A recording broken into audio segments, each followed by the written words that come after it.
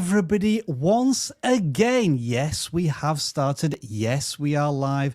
And you are definitely, absolutely, 100% in the right place. If you are a budding YouTuber, content creator, someone with a message and a passion they want to share on this great platform with a wonderful audience. And today, what we will do, as per the usual on the Tuesday, is share our knowledge, wisdom, encouragement, motivation, sprinkled with a little bit of entertainment and fun along the way by auditing your YouTube channels. It is a vidIQ Tuesday channel audit live stream, which can only mean one thing.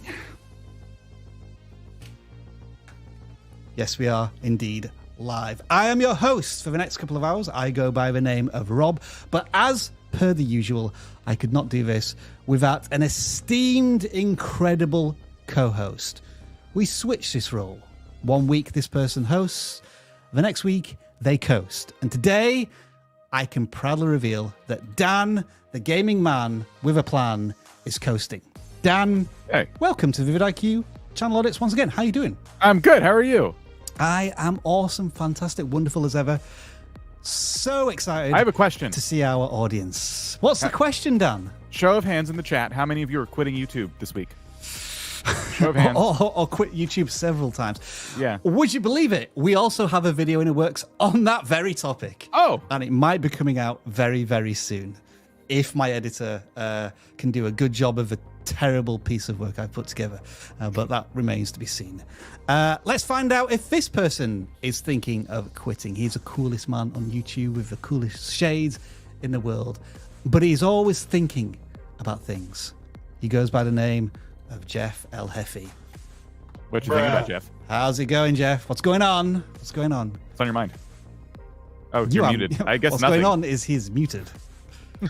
Unbelievable. Unbelievable. Yeah. Unbelievable. Nah, doing okay, man. Doing okay. Hopefully everybody's doing well. Good morning, everyone. Look, I'm loving all of these these messages here that no one is ever going it's to a quit. Trend, guys. You're just not just gonna ignore trends. All right. I quit at least 3 times a week. I know. You want to grow, don't you? Ah, dear. Well, I don't think everybody's quitting, or maybe we'll force them to quit by the end of this live stream with certain special guests that may or may not be appearing throughout this live stream. Folks, you're here, and if you are brand new to this, we're going to welcome you into a world of channel audits. What does that mean? We're going to show you with an introductory video that's exactly 48 seconds long that explains how this works. For all of you who are regulars here, as well as our incredible moderators, do welcome those newbies into the live stream. And hey, let's do a subscriber check as we always do. We're at 1,754,742 subscribers. How many subscribers will that increase by during this live stream? Place your bets in the chat right now. I will try and enforce subscriber increases through blackmail and some other methods, but we'll see what they are. In the meantime, this is how this live stream works. Welcome to the vidIQ channel reviews live stream. Simply fill in the correct form in the video description and your channel will be considered for review during a live stream. Channel reviews are free, so no need to send us a super chat, and don't spam us in the live chat. We'll ignore it and you may be put in timeout. If you need a channel audit right now, make sure to check out the vidIQ Coach AI tool that will help you with strategies, ideas, titles, scripts. Link in the description. It's a game changer. If you submit your channel for review, expect the following. We are sharing nothing more than our knowledge, experience and passion as fellow creators. Thank you to all of our moderators who help us out on the live stream every week. You know who you are. Give us a like if you enjoy this live stream, subscribe if you love it, and share it with like-minded fellow creators. All right, let's get started. The usual bits of housekeeping are as follows. We encourage super chats throughout this live stream, more towards the beginning of a live stream than the end, because we always struggle to keep up with them. And what those super chats will allow us to do as a community is discuss those questions, try and make them more general than something very specific that you have a very specific problem with on your channel, because we won't audit channels during those super chats, and we want the whole community to be involved in the answer when the question is asked. And as per the norm, while YouTube is a big, wide universe of content creators and audiences, we have to treat our audience as universal, from all ages and backgrounds. And there may be certain channels that don't align with that universal audience. And we'll just be honest and say, look, we can't audit this channel for these reasons. Maybe nothing against your channel specifically in terms of YouTube's community guidelines and policies, but it might just not be appropriate for our tastes and our audience. And with that being said, Dan, Jeff, are you ready to jump into channel audits for what must be the quick guess for 350th time? I think that's about 7 years worth of channel audits, which is where we're at right now, right? I haven't quite been here that I know you haven't, but like, you know, just as a group, I think we've done about at least 300 episodes of channel audits at this point, which is incredible. I don't want to blow my own trumpet, but we are the only YouTube channel in the entire world that has audited creator channels for that long. I'm very proud of that fact. And I know I'm just like flexing now and not actually going on to channel audits, but you know, after 6 years of doing this, I kind of go off on tangents. Dan, get me back on topic. What are we doing? I think you were listing more rules before we went live. Yeah, with channel audits. Let's audit channels. Okay. Nate Black is in a search there. Let me do that. We were checking what he did a video recently about quitting YouTube, and so we were searching for that. Anyway, the first channel that submitted in the form that you can fill out in this live stream that caught our interest, if I can use the correct English term, today was Embracing Vintage and Homemaking. They have 87 subscribers. They have 80 videos, and they are helping women become the vintage housewife they choose to be. So a very specific target demographic and value proposition. I'm going to throw it open to you, Dan. Just your first thoughts, but don't, keep them brief. We'll get it to Jeff and then save Dan for the first gaming channel that we're going to look at in a few minutes. I'm taking it all in for the first time here. I'm noticing a couple videos about like pantries, like pantry challenge and stuff. So I'm guessing a lot of this has to do with like maybe being organized in various areas of your home, things like that. Certainly an audience for that. I think, let's see, the first one they did from a couple weeks ago, I don't know if it's the first one, but an earlier one, Housewife Pantry Challenge, the struggle of not eating enough. That video has 489 views. The latest one's just from a couple days ago. It could still get up there, but it looks like it says 60 days. Oh, I see. It's like, okay, there's 4 of them. There's kind of a downward trend, it looks like, in these. Yeah. A little bit. And I think what's getting me is as I see pantry challenge, I have to ask myself, what's a pantry challenge? And I think the hope is that I'm going to click on the video to find out, but between the title and the thumbnail, I'm not really given enough of a reason, and that's gonna be my first thought on this channel is, okay, it's a pantry challenge, but I'm not seeing a picture of a pantry, and I'm not like getting any like indication of like what the stakes are, what's the challenge, what are you going to show me? Are you going to show me a better organized pantry? Are you going to do a speed run of cleaning your pantry? Like I have no idea, and it's kind of interesting that 60 days too. So they must have a lot of like ideas planned. Dan always tries to just insert some gaming into it. That's a speedrun pantry challenge. Yeah, well, that sounds incredible. At least I would know. My imagination would start going at that point. Jeff, what have you got to say about the Embracing Vintage and Homemaking channel? No, I mean, it's totally fair. I think one of the things that is coming to mind for me is the thumbnails feel a little bit all over the place, just from what I'm seeing. I like that they're starting to kind of gain an aesthetic, but they still kind of haven't chosen what kind of font they want to go with, what kind of color scheme they want to go with. That's going to start sort of tying them all together. And then we're still making some of the common mistakes, like the final Vlogmas one. We have 4 pictures, and there's text at the top that I can't really read. I think it says Christmas, but I can't really read what it says. Christmas week wrap up. Yeah, with a stuff big like that. Glass. Yeah, it's things like that just kind of are. They just kind of don't make sense to do in some of these thumbnails. Light colors over light backgrounds. There's not enough contrast in some of these. So that's one of the things, but that's also stuff that we learn as we go. We don't start off being thumbnail experts unless it's like your 3rd or 4th channel. So, but that's one of the things where I would really start trying to focus on making them a little bit more clear, which like some of the more latest ones, like the latest one, the day 21 of 60, probably use text that's I would say a little bit easier to read. But aside from that, I like that. Title wise, I'm not a fan of the double titles. Like Pantry Challenge / Homemade Pizza. I agree with that, where it should be a much more human title, where you can have, you can say the words, Pantry Challenge in the actual video, but your title should be something that's going to intrigue a human to want to click, right? What's going to make your target audience want to actually click on this video? So those are the things where I'd be looking at really the packaging of these videos at the moment. And I'd really want them to really start drilling down on who their exact target audience is and who they're making these videos for. The first part of the titles is always like a series name, which I don't feel is necessary. To clarify what Jeff and Dan are pointing out here is, like, whenever you see a pipe, I think they call it a pipe character. This is kind of a creator saying, "Oh, I want to write a kind of a second start title. Or I'm going to start again, or full. This is like a carriage return in my title." And it's always going to add complexity to the title. And as you say, that robs you of the opportunity of having like a really powerful single intent and message on the titles. And as you say, Dan, like, it seems as if they're kind of maybe they're falling into a trap of keyword stuffing. Like, I've got to get this series title in the title, because the viewer needs to know this at this point, that this is a series. And maybe that's not quite the case. I wanted a broader question. Do you think, well, I guess unless you are both secret housewives at the weekend or something, do you think there is an audience for the vintage housewife audience on YouTube, or could they potentially be going too niche? I'm asking that question, and I know you're really not going to really know the answer. So it's kind of like, do we do a collective search here? Vintage homemaking. They're getting decent views for some of these videos.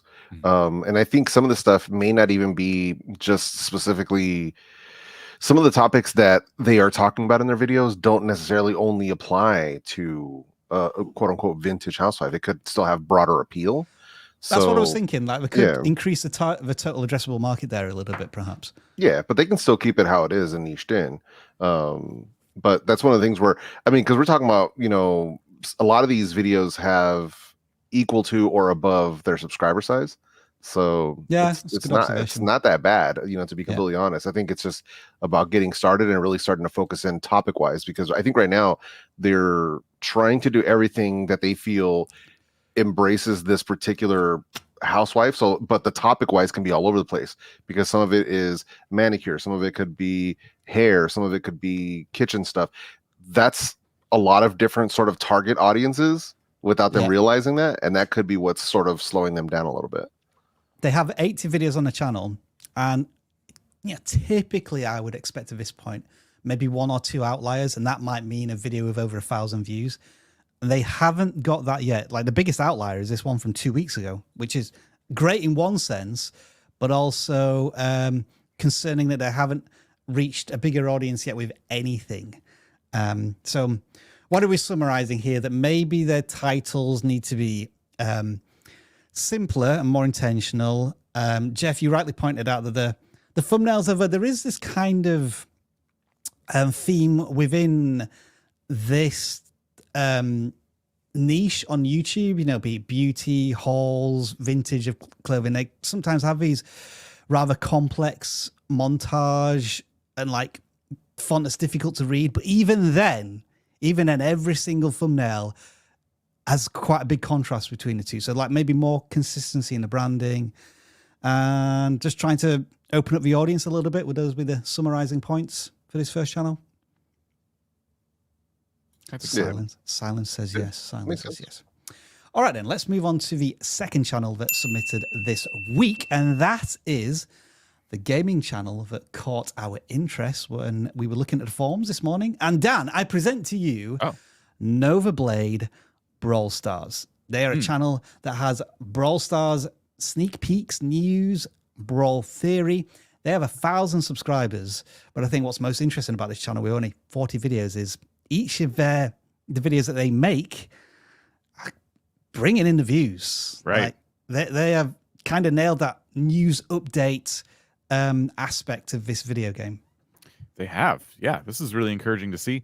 I like how simple their thumbnails are. I would say most of them are very clean, and they are doing a lot of things right. They're trying to communicate clear, simple messages across their titles, across their thumbnails.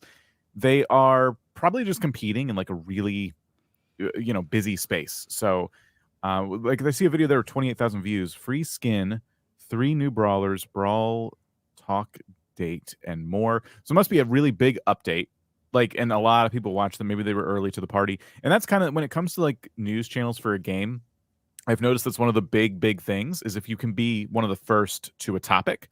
Yep. And then I feel like that, and this is just my opinion, it could get easier over time because people start to trust your opinion, and maybe you can be a few minutes late and it's not a huge deal. But yes, like this is like the biggest stress about news channels for games is that you usually get focused on one game and you have to be really fast at making content. So some general tips to make that easy. They're making very short videos. I would say these could be longer, maybe, depending on, like, I don't know how much detail you're going into. People might appreciate that. And one thing you can do is have a lot of B-roll on hand of the game itself so that your recording session is you sitting down and just talking through the update and giving your opinion.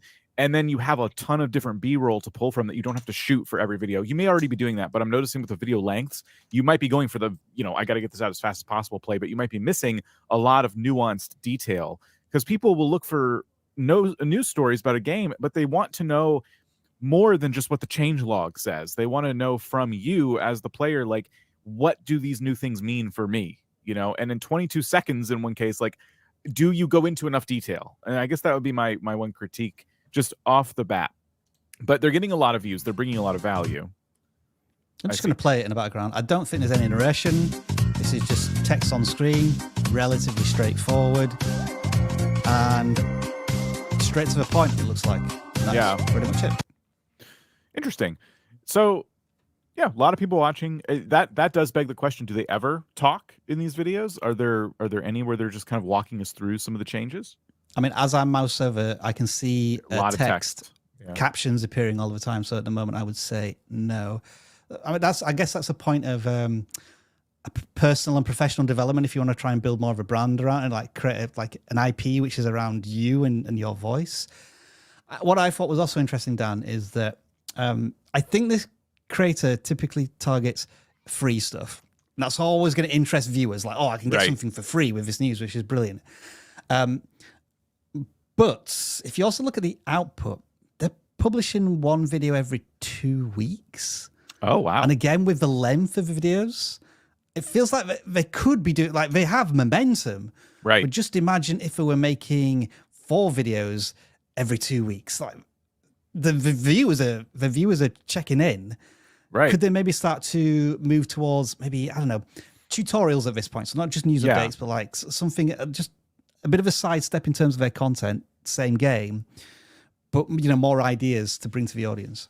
A lot of the news channels I've seen for games do that. Between updates, they give you a lot of tips and tricks and things like that. So that could be, if they haven't done so already, that could definitely be an area to go. You could also do listicles, things like that. I really think it would help them if they did start putting their voice in this content. That's obviously a personal choice, but again, if we're talking about like getting more views and standing out even more than they already are, which it looks like they're doing a great job, then imagine if they did have their voice. Imagine if they started to build a community around them. That could definitely be like something they think about as they're just thinking about ways in which they could tune up their channel a bit. Dan, what if I use this term? What if they just started off with an AI voice? So like they keep everything as is, even the captions, but they introduce an AI voice, a good one if they can find one, as like a starting point, and then maybe experiment with their own voice going forward. Could absolutely do that. I think if you're comfortable with that, like the one thing is eventually if you do your own voice, there will be kind of a jarring transition into like, So maybe disclosing that it's AI or somewhere. I don't know. Just if you do start to build a community, it'll be a bit confusing. Like, oh, this sounds different, but it won't be a big deal. Likely you'll just keep bringing in new viewers and no one will really notice or care. But I'd say if you're going to do that, please use like a good one. They're getting a lot better. It's getting easier to fool people when it comes to that. But even if you're not trying to fool anybody, like it should just be pleasant to listen to. And that's something that I think AI voices are finally getting around to. they're either converting their longs, which are very long, into shorts. Yeah. Also, I think they're experimenting a bit more with, like, I don't know, glitches, or because one of the things they say in the channel banner, Dan, is Brawl theory. Yeah. Which I didn't really see anything of in a long form content, but in shorts, they do seem to be asking more questions and like more opinion based content. Again, could they potentially bring some of that to their long form content? They could, absolutely. And I would say those videos would perform pretty well. I mean, considering the news videos we were seeing, just you giving some theories and speculation on the future of the game, things like that. That feels like a long form video to me. But I think if they're going to upload this infrequently, I don't know. Maybe they just don't have the time. But I would like to see longer videos on this channel because I feel like that could help as well. But again, these are just areas that they could test out. I don't even want to say areas of improvement, just things they could try if they were looking for advice from us. But this is generally one of those channels that we see where we're like, hey, you're doing a great job. Like, definitely don't stop what you're doing. Here are just some tips for like cranking it up a notch. And somebody who's building their community tab as well. Love that. And it's like big pictures on screen when people are scrolling. This is going to cover somebody's mobile phone screen as they're swiping, which is brilliant. And for a channel of this size, 1,000 subscribers, that kind of engagement is pretty good. So I can see that community growing with the channel's content as well. Jeff, I'll just throw it over to you if you have any observations, or if not, just give me a sound effect that means let's carry on. No, I completely agree about using the community tab because it's something that's super underutilized by a lot of people, because when they get started using it, they don't see instant results. So they get sick of it and they just don't bother. And the beauty of the community tab is, one, the content for it is actually quite easy to make. You can use GIFs, you can use pictures, and here's the beauty of it. You can schedule them out. This is one of the things that I always tell people, like, if you're going to use it and you want to make sure you schedule the stuff out. So you sit down one day a week, schedule out a few posts for the week, and then you just let them sit on cruise control. And you do this every single week and just be consistent with it. So at first you may not see much movement, but eventually they will start getting traction. You'll start getting interaction and engagement, but you have to create things that get people to engage, ask questions that are relevant, do polls, things of that nature, throw GIFs up there, throw pictures. Don't just, hey, here's a new video. Don't just do that. Don't be lazy about it. Fun, lazy Rob Wilson fact. I did this. I got ChatGPT to generate some quiz questions. This was one of them. I got 60,000 responses. So if you think of how many impressions that got on top of it, you know, we reached 150, 200,000 users with like 2 minutes of work. And as you rightly say as well, Jeff, one of the examples of where we've taken one of our long form videos. Let me just find a quick example. This was a long form video. Again, I told ChatGPT to take the video transcript, turn it, like do an abridged version of the video, and then a video link at the bottom as well. I just wish I'd done my carriage returns properly, because that looks a bit horrible. I need to fix that. Oh well, oh well. You know what we've just done there? We've just audited a gaming channel, which means that we've got to talk about what we've been playing video game wise over the last week. Do let us know in the chat. I will bring up some of those chats messages of what games you've been playing. I've had a very eventful week, but I'll save that until Dan, you tell me first what you've been up to. It's just Pal World now. That's it. That's the only game that anyone is playing. What is this? That's Pokemon with guns. It's called Pal World. And is this like an illegal mod, or like you can now shoot Pokemon? No, this is there's a whole new video game. Someone made characters that look a lot like Pokemon. They put them in a world, and it's like a survival game, and it's everything now. I bet you there'll be some. Yep, we got some Pal World people in there. People are playing Pal World. That's what everyone plays now, Rob. There's no reason to even have this conversation. Yeah, there's a bunch of Twitch streamers that are doing it, and yeah, it's the new hot trend. What format is this on? Xbox Game Pass and Steam. All right.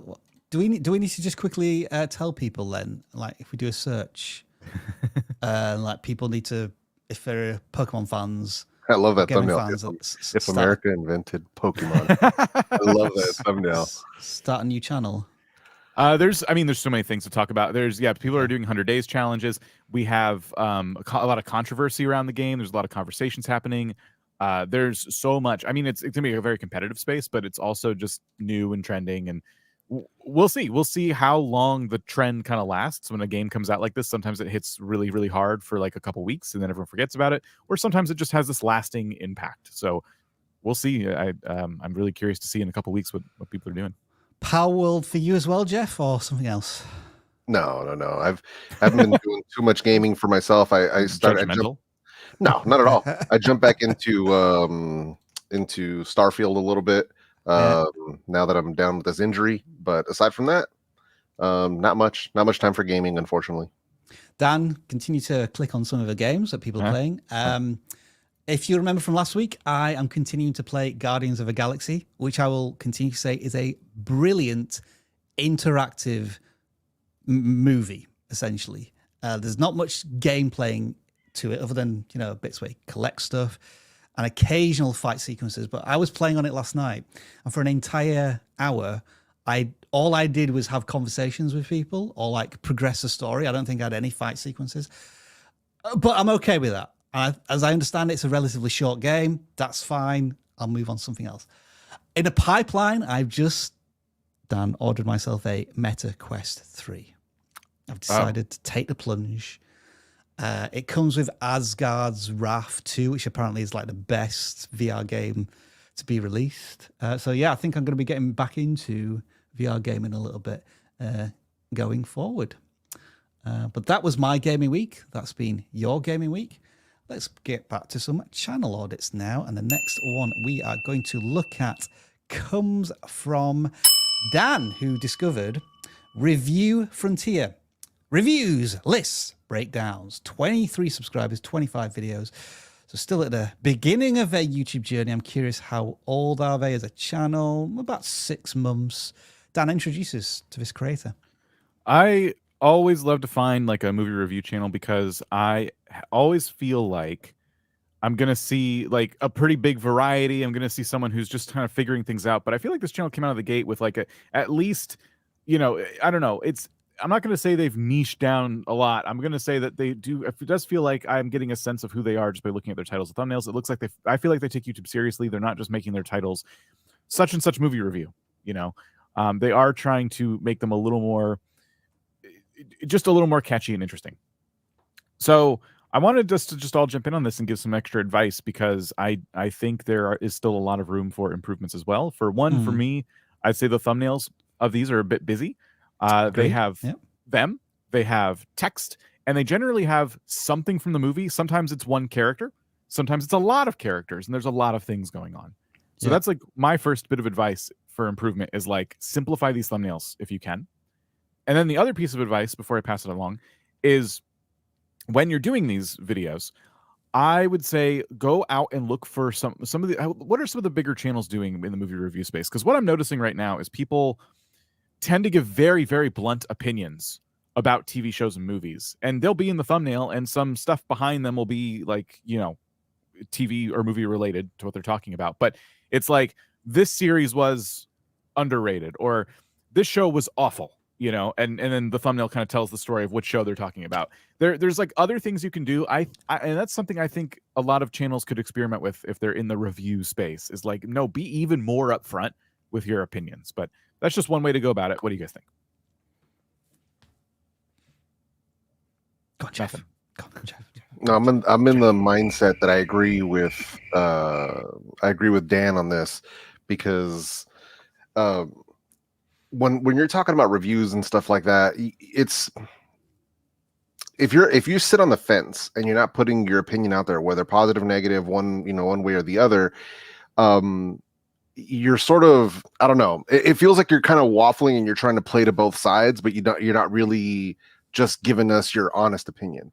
And for most people, they'll land on one side or the other of things.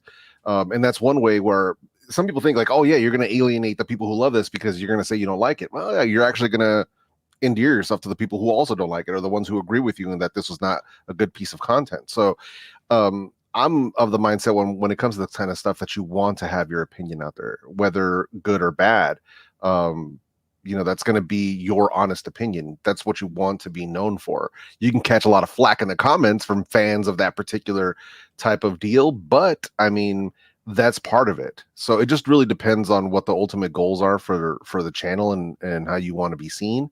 Because I've seen it go both ways. I've seen channels that do reviews of content where pretty much everything they do is positive, and which is great. Like, that's totally fine. If they like everything, that's totally cool. You know, and then I've seen people who are very much balanced. Like, they have strong opinions about what they like and what they don't like, and they put it out there and they catch a lot of heat for it. But one of the things you'll notice, even when they have a bad opinion of something, is the people in the comments, you'll see them saying stuff like, you know, I really appreciate the fact that you're always keeping it real with us. You always tell us the truth about how you feel. It makes you feel like more of a, you know, an honest person in that sense. So more trustworthy, I guess you could say. And then I'll watch some of these channels, and I'll actually, if it's someone I respect and like, but they're giving what looks like a negative review of something I like, I'll watch anyway, because I'm like, oh, that's interesting, because I bet you they're going to say something I never thought of or considered. And I watch, and usually I'm like, I still like that movie, but I agree with what they have to say. So it's not like, especially if it's something simple like movies, I'm not going to like come at anybody. You know what I mean? That's just one person's opinion on that. Do you think, just going back to the packaging, Dan, not only are the thumbnails somewhat busy, or there's too many elements to them, but the whole packaging requires a lot of effort to try and decode. Like, I'm just looking at the second most recent video, which is He Can See Without Eyes, the wonderful story of Henry Sugar cut off. And unless I know specifically what this film is about, like maybe some preconceived ideas about this film, I might be getting a little lost in the packaging and saying, like, David Fincher shows the world through a killer's eyes. Does it? I mean, and what I'm going back to is this sense of, I throw opinions on movies, and it feels more like they're carefully crafting something into a point where it just doesn't have that immediate, oh, like, I'm intrigued by this, I want to click on it. Right. I completely agree. There's, like I said, I'm glad they're not just saying, oh, movie review of blank movie, but it almost feels a little bit too, I don't want to say this in like a negative way, but it feels like they are critiquing the film in some kind of like fancy film critic kind of way, you know. And I'm not saying that's a bad thing. It's just, it's not giving me the video. Right. It's not giving me that thing that I really want. Like, what if I don't know? I know who David Fincher is, but like, what if I don't know who David Fincher is? What's the name of the movie? You know, you're kind of using actors and directors and stuff in the titles, but I'm just like, what's the name of the movie? Because I don't know what that, even if I know who David Fincher is, maybe I don't know what movie that they're in or was made or whatever. You know, I'm just sitting there seeing a very dark picture of someone that looks like maybe they're holding a gun. The word killer is there, but it's kind of like blocked out. There's too much, like you said, to decode. I have to sit there and really think about it. So I respect that they're trying. Like, whenever I'm looking for channels before we review them, I'm always trying to see if the channel is really trying, you know. That's not to say a lot of you guys aren't trying. It's just that a lot of the advice, I don't want to keep giving the same advice over and over. I want everyone to get something out of it, because I want to see a variety of stuff. So this was one of those channels to me that was like, we're going to get to kind of dig into some interesting topics here. So that's why I picked this channel. And then the other thing, it's almost by an admission of guilt here. Where did I see it? It was from binge-worthy TV to feel-good movies and everything in between. Is that not a problem in itself, whereby I'm going to talk about the Teenage Mutant Ninja Turtles, then I'm going to talk about Brie Larson in a TV drama, then Martin Scorsese and Leonardo DiCaprio, then the works of David Fincher. Like, all of them could, and in some senses maybe should, be individual channels that a creator goes really deep into. And, you know, it's kind of reflected in the fact that the views just don't seem to be building momentum over time. That it's a movie review channel like a million movie review channels before, probably in the future.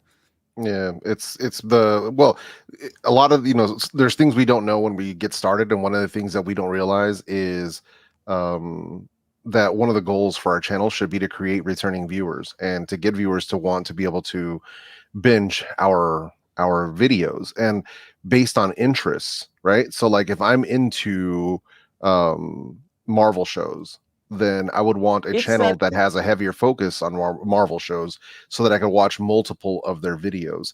So one thing that they can do if they're going to continue to talk about multiple topics is to make sure that they're creating in their mind, if I'm going to talk about a sci-fi movie, make sure that they're also thinking of from 3 to 5 more multiple ideas around sci-fi movies. And that way, when you're finishing this sci-fi video and you're at the end of it, you could guide someone like, hey, if you were interested in watching this, if you like this review of Star Wars, you can also check out my reviews of the prequel series right here, something like that, where you can start creating these binge sessions.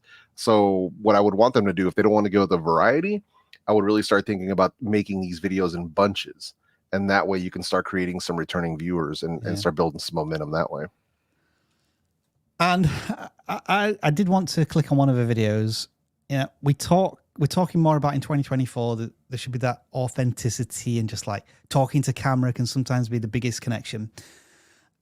I'm going to argue that when it comes to a movie review channel, there does need to be certain polish or quality to the experience. And this feels like it was filmed in like 2009. Just in terms of the white balance is what's just throwing me completely off. Like, it is way too orange. So I think they create let me just listen to the audio. Let's just check what that is. To safeguard his home and the rest of Gotham City as he stumbles up. And so the audio is kind of peaking as well. So I think there's some simple production issues that could be addressed as well for the creator. Yeah, for sure. I think they're not centered, but only in like the slightest way. So that's like getting me a little bit. And then I want to say, like, we were seeing a few different movies pop up on the side of the screen, and we went from like animated Batman to like a movie where they were bowling and stuff. It looked a little more serious. I really think when you're going to niche down, if you're going to cover a lot of different niches, that's one thing. But like each video should at least be of interest to one type of viewer. But like, maybe you're trying to get a variety in there for families or whatever, but families aren't sitting around their TVs watching your YouTube videos. But they might be looking for movies to watch over the holidays. So top 5 animated superhero movies to watch over the holidays, which is kind of a long title, but top 5, I don't know, like stick to a genre if you're going to do stuff like that, because it's a bit all over the place when you see a listicle kind of like bringing in all sorts of things. All right, folks, I've reduced the screen share and I've gone to a trio of faces, and the music in the background playing can only mean one thing: some super chats for you all. And we may have a special guest at some points as well. We'll see what happens there. But first of all, when Jeff is with us, he has an eclectic mix of sound effects, some of which are not appropriate for this live stream, but many of them most of which are not. So as long as Jeff doesn't press the most inappropriate noises that he has on his sound effects, we can say hello to Modern Homeschooling with Ali, who's just become a member, and you get a sound effect which sounds like this. That is your sound effect for this week. You get to keep it. Also, Koi Fish Gaming has been a member for 8 months, which means that they now sound like... Yeah, well, that is a sound effect you want every single week. Quality stuff. But we do have super chats as well. Amphibious Detecting. You all need to sign up for vidIQ's coaching program. The one-on-one, I have no idea how they make money. They commit so much time to the channel. Great service. Thanks. So yes, we will be bankrupt this time next week by offering coaching at just $100 a month. But like, you see these super chats every single week. Like, we do not pay these people to pay for super chats to say how awesome the coaching program is. So Amphibious Detecting, you don't need to send this in a super chat, but let everybody know in a chat who your coach is and how amazing they are. I don't know, maybe it's Jeff, because Jeff is one of the coaches here. So there is a link in the description if you do want to join the coaching program. It's 2024.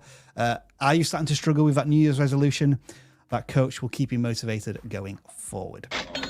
Also, Inari, how long should videos be relatively this? Hang on. How long should videos be relatively the same before changing something up in order to give my audience something new to keep it from getting stale? I saw one long sentence. Sorry if I kind of misworded that. Is it a basic question of how long should my videos be? How long should maybe a section of a video be before you change it to keep people interested? Like pattern interrupts, maybe? All right. Okay. Maybe.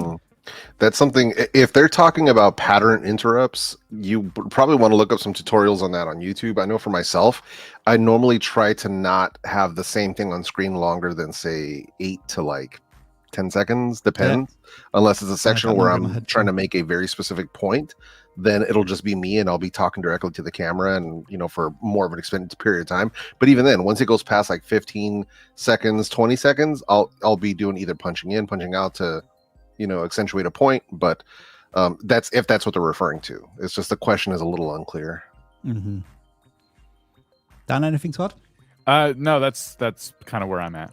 Yeah, I'd agree with that. I had 8 seconds in my head as well in terms of pattern interrupts as well. Wolfpack Studios, can I make shorts to 1,000 subscribers and then make long form videos? You can. Yeah. Are those 1,000 subscribers just gonna watch long form content because you start making it? That's an entirely different and difficult question to answer. They won't answer. Yeah, it is hard picking up that audience and trying to say, okay, come over here, folks. Come over here. We've got something else we need to show you. Jeff is just laughing his head off here. Like, Jeff, have you got something to add there, or you just no, it's just Dan. He's like, yeah, they won't. Yeah, I mean, let's be honest. Like, the Dan's short answer is probably the best one. Yeah. Sorry. Depends on the content, I would say, but I'm mostly in agreement with Dan there that it's one of those things where I don't understand waiting till 1,000 subs. Like, if you're gonna do it, do it. This is the thing that I always tell people. Like, if you have the ability, you have the bandwidth and the things, the you know, wherewithal to actually make it happen, why are we waiting for this arbitrary 1,000 sub number? Just get started, right? Just start doing it now. And why bother waiting? That to me doesn't make any sense. Also, if this is a monetization play, you're going to get to 1,000 subscribers and then you're at complete zero in terms of watch time hours. Yeah. So you've got to consider that as well. It's going to be tough. It's like you're almost starting again from scratch to meet a landmark that you should be, you know, already well on the way towards. Modern homeschooling with Ali. If thumbnail is holiday themed, should you change it after the holiday? E.g. Christmas gifts video change to just Christmas gift ideas. I mean, I would say if the content is Christmas themed, it's going to be a bit of a hard ask to keep the viewer engaged in the content once they figure out it is a Christmas gift one. And then you've got to remember to switch it back to a Christmas gift themed one next December, when that may come around again in search terms and tentpole type of content. Yeah, so I wouldn't bother. Yeah, I wouldn't bother. I would just make the other video, right? So instead of doing that, because what you're essentially doing by doing this is creating clickbait. They're going to be expecting one thing and they're going to get a Christmas video, and that's going to break trust. So I wouldn't do that. I would just make the other video. You know what I'm saying? Just, yeah, don't bother doing that. Design Burst continues their streak. They are 100% this year. I think mostly 100% last year. Something like 35 live streams in a row asking a super chat question. YouTube as a business, what can you say about it? And what is it for us who aren't new to YouTube? Is there something we should do early on? I think this is probably best to throw it over to Jeff, who has the most experience kind of as a business owner of a channel, much longer into their journey than even Dan or myself, who kind of just sold out to vidIQ quite early on. Not necessarily. I don't know exactly what they mean by this, because there's a lot of different avenues you can take, and this answer could be extremely, extremely long. So I'm not exactly sure what they're saying about this. But what I will say, just to kind of keep it quick, is make sure that you understand what your goal is. The sooner that you can figure out what your goal for your channel is, the better. So a lot of people spend a lot of time thinking 1,000 hours or 4,000 hours, 1,000 subs. That's all they think about, right?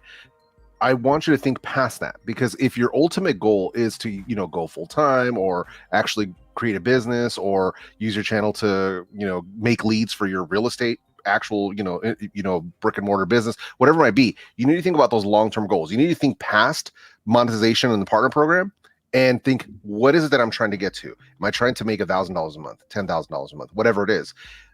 Think of what those goals are and then start taking the steps to make that happen, whether it's diversifying revenue streams, whatever that might be, setting up your LLC, doing all of that stuff. That's where you really need to start focusing as far as that goes.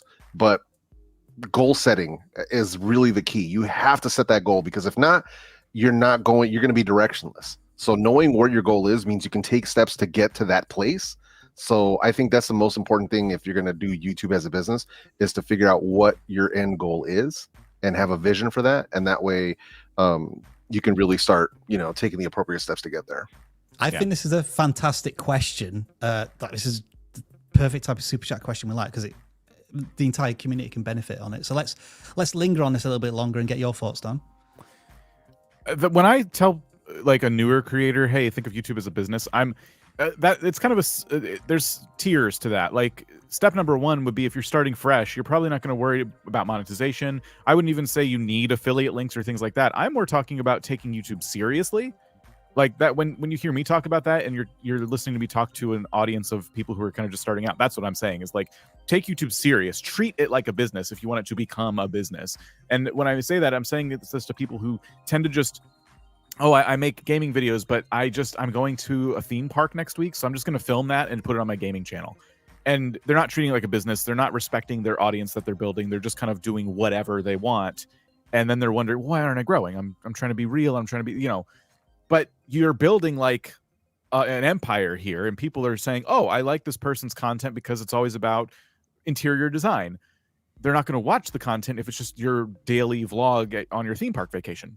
Like, that's not what they signed up for. So it's little things like that, treating just taking YouTube really super seriously. And I would say a lot of you here right now are on that first step, because you're here right now. You're trying to take it seriously. You're trying to grow. So you're like, I'm going to spend some time watching live streams about it and trying to learn everything I can. So all of you are way ahead of me when I started. Like, this is, I would say this is like a positive thing being here right now. The three things I would mention, and this is again for somebody very early on, is think about the digital separation of your YouTube channel / business and your personal accounts. So like, you want everything separated as much as possible. That would include an email address on your YouTube channel as a contact email address, which is not the same email as how you log into your YouTube channel, like separate email. And finally, you don't have to do this yet, but learn what a media kit is so that you're ready to present useful data to potential business partners. But that's something that maybe you'll do once you get monetized. But like, if you're thinking about it now and very early on, that will get you in good stead. And I got a thumbs up from Jeff there, so like, I'm happy. I got the right answer there. I have a super on my screen that I don't think you have on your screen. No, I've got it. Okay. I missed that one, Dan. And it is this one, right? Yeah. Yeah, I jumped forward for some reason. Nick Heim, who, if you remember, I think we audited last week or the week before, is a storyteller. And like, I think he writes the stories, AI narration of the stories, about 40 minutes long. They are getting some phenomenal views. It's kind of like booking the trends, so to speak. And hey, they've hit 1,000 subscribers. They're going to be rich and famous. We can confirm this.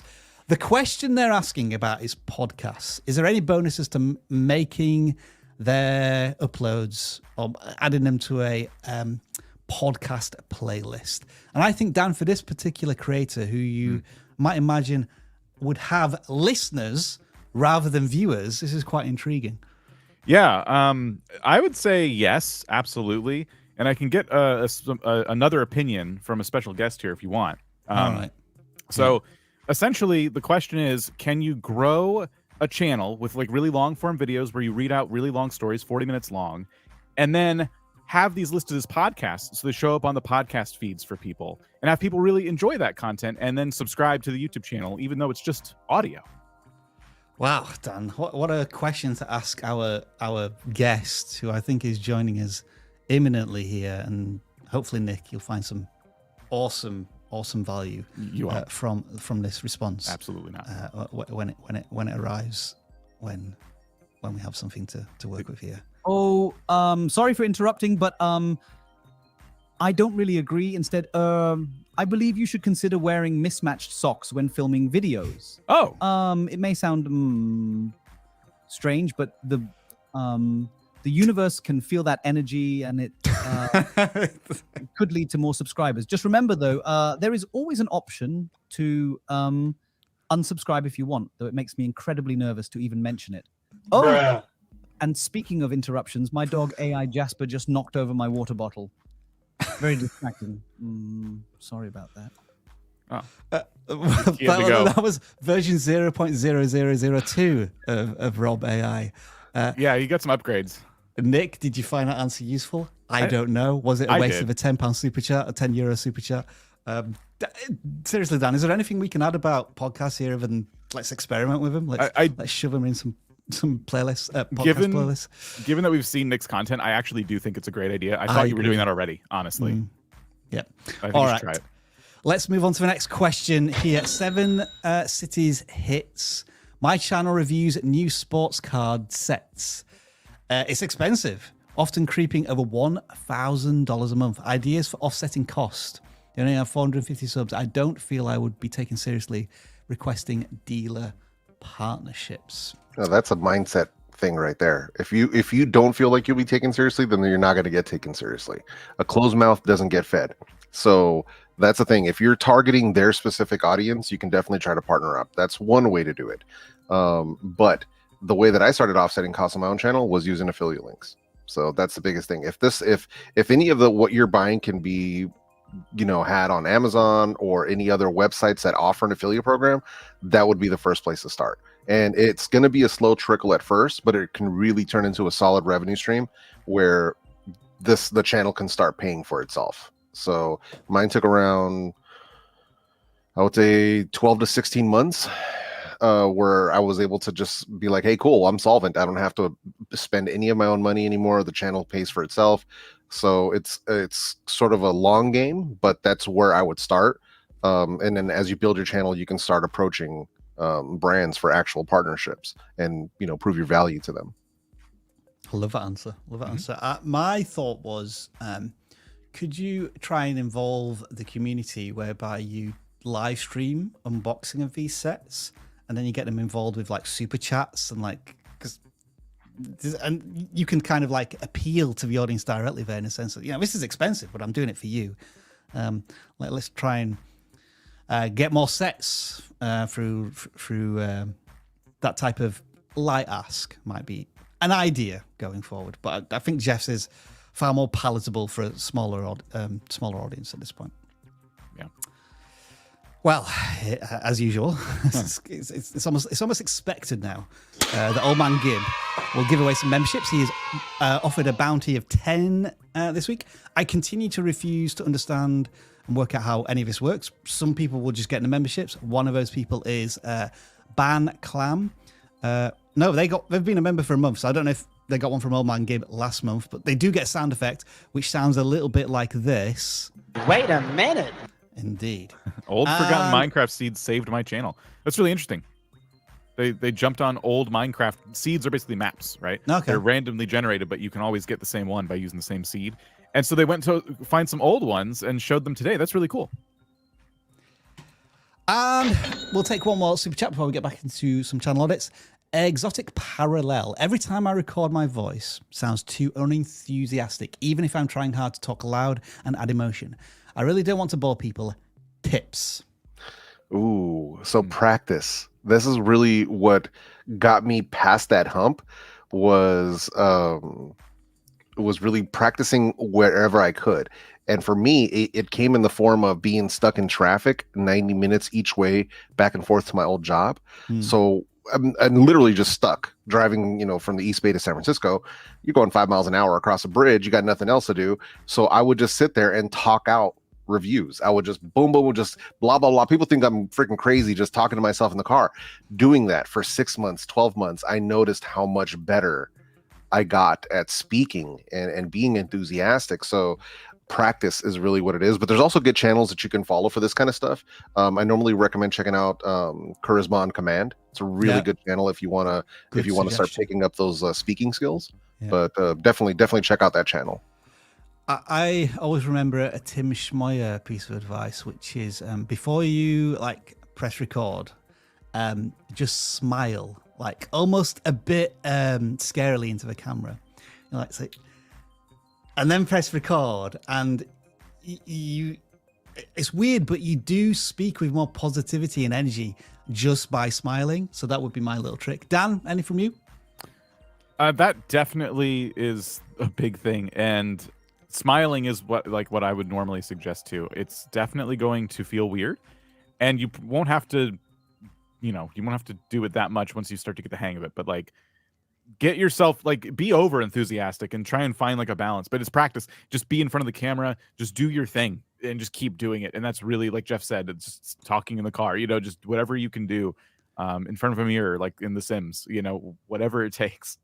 And it'll go through phases too, because I went from really like boring monotone to being really over the top, and then the last 5 years I've been reeling it back in, and just slowly reeling it back in, and that it's works great. But like I said, practice. You have to build up to your YouTube voice.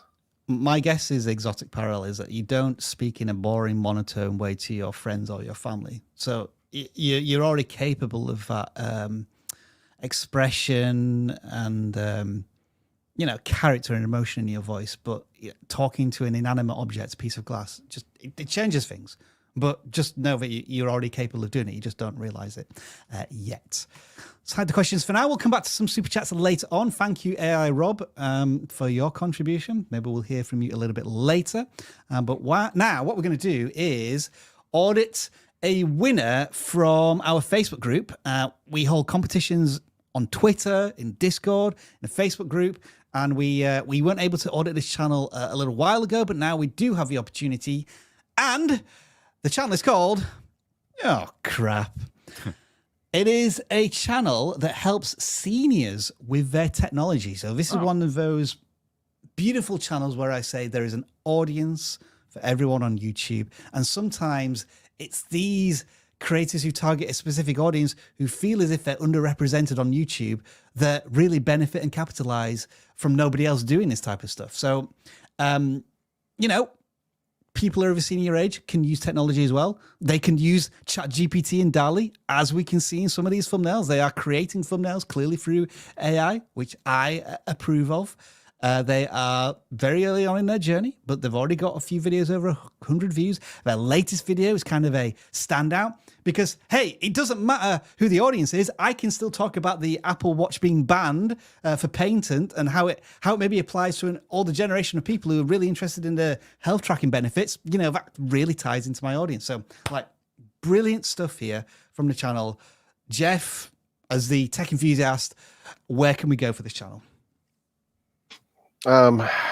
Packaging is going to be the biggest thing for me right now. I like the fact that they're using AI to create some of these images, but simplicity is going to be key at getting a click for this kind of thing.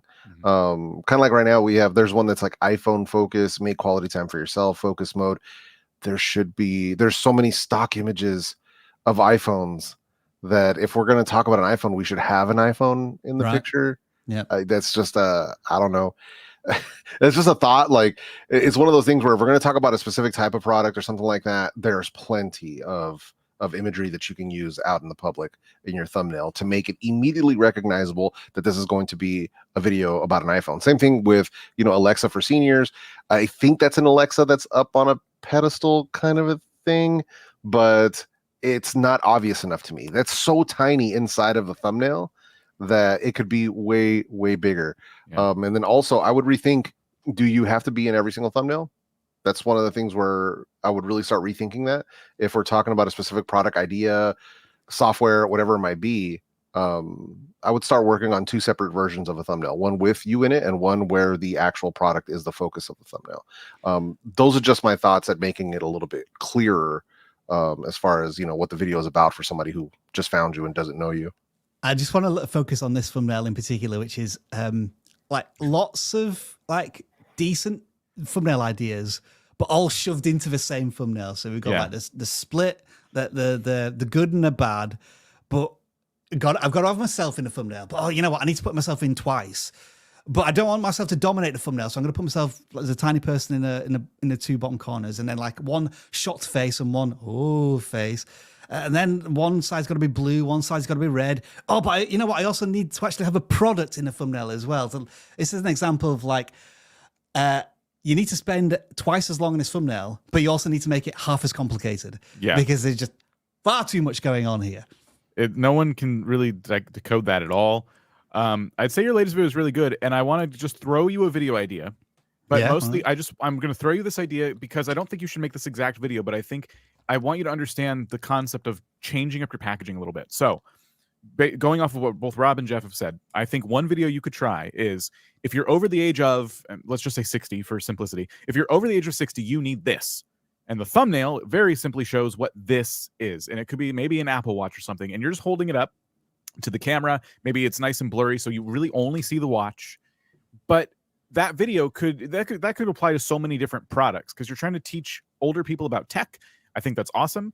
And I think focusing on the age part makes it very, very specific that you're trying to teach a certain demographic about a certain technology. And then if it's an Apple Watch, it makes sense because it does, like you mentioned, have like a lot of health tracking and things like that. So that could be something like, it's why I wear a smartwatch. I'm trying to keep track of things. So it's definitely like, I think a good place to start when you're rethinking like packaging, just something very simple. If you're over the age of blank, you need this. And I want you to try just something like that, or at least consider it.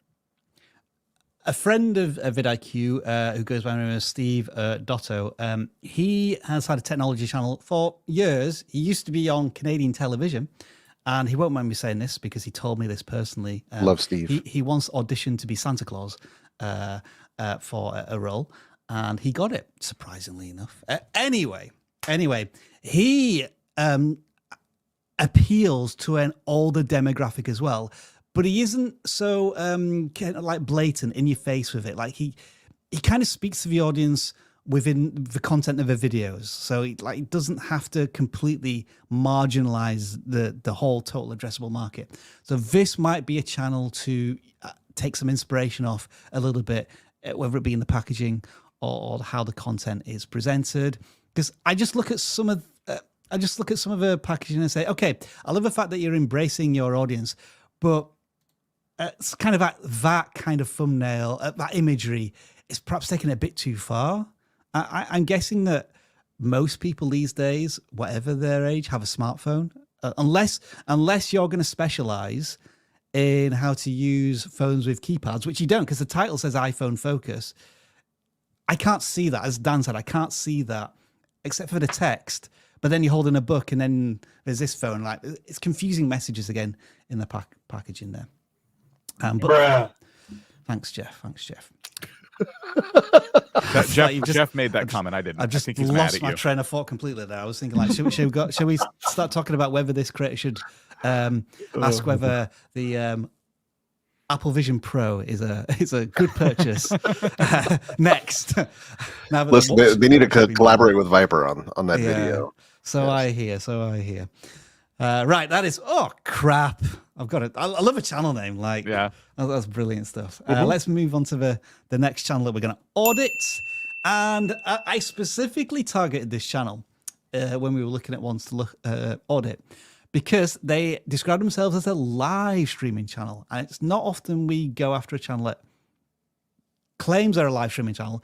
They do have long form videos that are being posted recently. They do have shorts that they posted recently as well. But they did note in their form that they're a live streaming channel. Mm-hmm. So I want to look at MRC Pool. They have 500 subscribers, nearly 100 videos. And it looks to be that they're broadcasting competitions, events. I don't know how big these are. Sometimes they're naming the players. I don't know if there's any keyword richness to that. I'm guessing probably not. Given the locale, I don't think these are like big tournaments with big prize money. But they have branding. Like, they almost don't need to use thumbnails. Like, sometimes just the billiard table is enough in some sense. But I just open it up to Jeff and I Dan disagree, about man. this. I disagree. When it comes to, I have so much to say too. Yeah. All right. When it comes to live streams, Away we go, the downside, I think a lot of people don't take it seriously enough, and it's such a powerful tool for growth. Ask me how I know. Right? But you have to take it seriously. And one of the things that you need to do is not thumbnail wallpaper. Don't get lazy and just let it be a random screen grab of whatever. Take the time to create a thumbnail. If it's Joe versus Bill, is it too much to take your cell phone out and get pictures of both of them? Or to create a thumbnail where it says, Joe versus this guy in round, whatever. Just something to differentiate these from each other to make it clickable for me. Because here's the thing that people kind of don't realize, to me, even in 2024, which to me is shocking, is that live streams, one, are searchable. Two, they are recommended in browse and suggested. So they come up as a regular video. So if you're not taking the time to put a proper title, a proper thumbnail, you can't expect them to just work on their own. You should definitely be putting in just that extra effort, because here's the thing. Most people doing live streams are not going to take it that far. So when you do, you stand out way above the crowd. So for anybody, this goes for anybody who's doing live streams and is doing something like this, please take it a step further. Just take it. You don't have to do it before. I do it before because I take it very seriously. You don't have to do it before, but at the very least, do it afterwards. Consider me told. So I want to talk about live streams from a more general zoomed out perspective. Now, I can understand this creator is making live streams that are probably for a very specific community, and they're probably treating them like sporting events. So you will need to get creative if you want to take some of my advice right now. But what I will say, just on the subject of live streaming, my advice for 2024 is going to be to do whatever you can to try and include your audience as much as possible. So in this channel's case, that might be finding a way. You could use like a bot in your chat that can like track points, right? Because people are hanging out in the live stream. You can set up a system where people can like bet the points that they've earned from watching the streams on different things, right? Like that's one way to do it. Twitch people do that all the time. Do polls if you don't want to do the points betting thing. Like do polls. Who do you think is going to make the shot or whatever? Involve your audience, because your audience showed up to your stream, and it's so important to like make that about them, in my opinion, for like a lot of different cases. All right. Yes. Just 1 second. Do we think this player is going to put this ball into the bottom left-hand pocket? So yeah, we would put a poll up, and then we would see. Let's find out. Bottom left-hand pocket. Carry on, Don.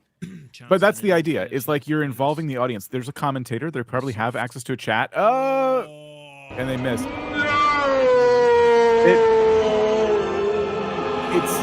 It's this kind of thing that builds up anticipation and gets the audience involved, and it builds a community. Like if you're going to be live, it's crucial to involve your community if at all possible. So that's one thing. And another thing I'll say is like innovate. Like this AI Rob, like this is from Doug. He's put out like this app that lets you make AI characters and stuff. So I took it and I've been playing with it, and I've been using it on this live stream. People seem to find it funny, and I'm trying new things with it. It's just another thing. We try to do little bits and gimmicks because you guys are here. Like, yeah, we want to review channels and you guys want to get value from that, but we want to build a community too. We can give you YouTube advice all day in video form, but why not like bring you guys into the content a little bit by reviewing your channels instead of just random ones we pick from wherever on YouTube that didn't submit them or whatever. So like audience involvement on live streams for me is one of the biggest things I'm going to be pushing for if you are going live. And let yourself innovate, let yourself experiment with this content, because it's such a cool platform that a lot of people, like Jeff said, don't take very seriously. Jeff's live streams are a lot different than the ones I'm describing, right, Jeff? Like you're kind of reviewing products, but you have a specific goal, and you're using your live stream for a very specific purpose. You have a thumbnail. You have you're making it to be searched for later. I'm live streaming, and I like to get clips from the streams and take those and do like fun things with the shorts and things like that. If you want to look up, you've probably seen him around, Pirate Software on YouTube. Live streams all the time on Twitch and YouTube. You've probably seen his clips come up. He's a game dev, but you've probably seen his clips because he's just giving general life advice in his shorts all the time. And people ask him questions and he'll stop what he's doing and just answer them. And these shorts become very discoverable for him because now I'm watching his streams and I wasn't before. Tasty. So I was just looking at some of the, this is a good idea of taking some of like the best shots, turned them into clips. What about the long form videos? It mostly looks as if they're just live streams converted raw into long form stuff. I think for this, if I was this channel, I would be thinking about maybe getting some of these professional players to do little quick tip videos about like how to get better at pool. It's kind of a different angle, but that's just one idea off the top of my head. But I like the idea of having a well-rounded channel. So your live streams are for the live events, your shorts are for the really cool moments, and your longs do something else to try and get new viewers into the fold. But that's just my really big soapbox. I've got to say, Dan, Jeff, absolute live stream knowledge bombs there. Thank you for your time and patience on that one. We'll get to a claw now.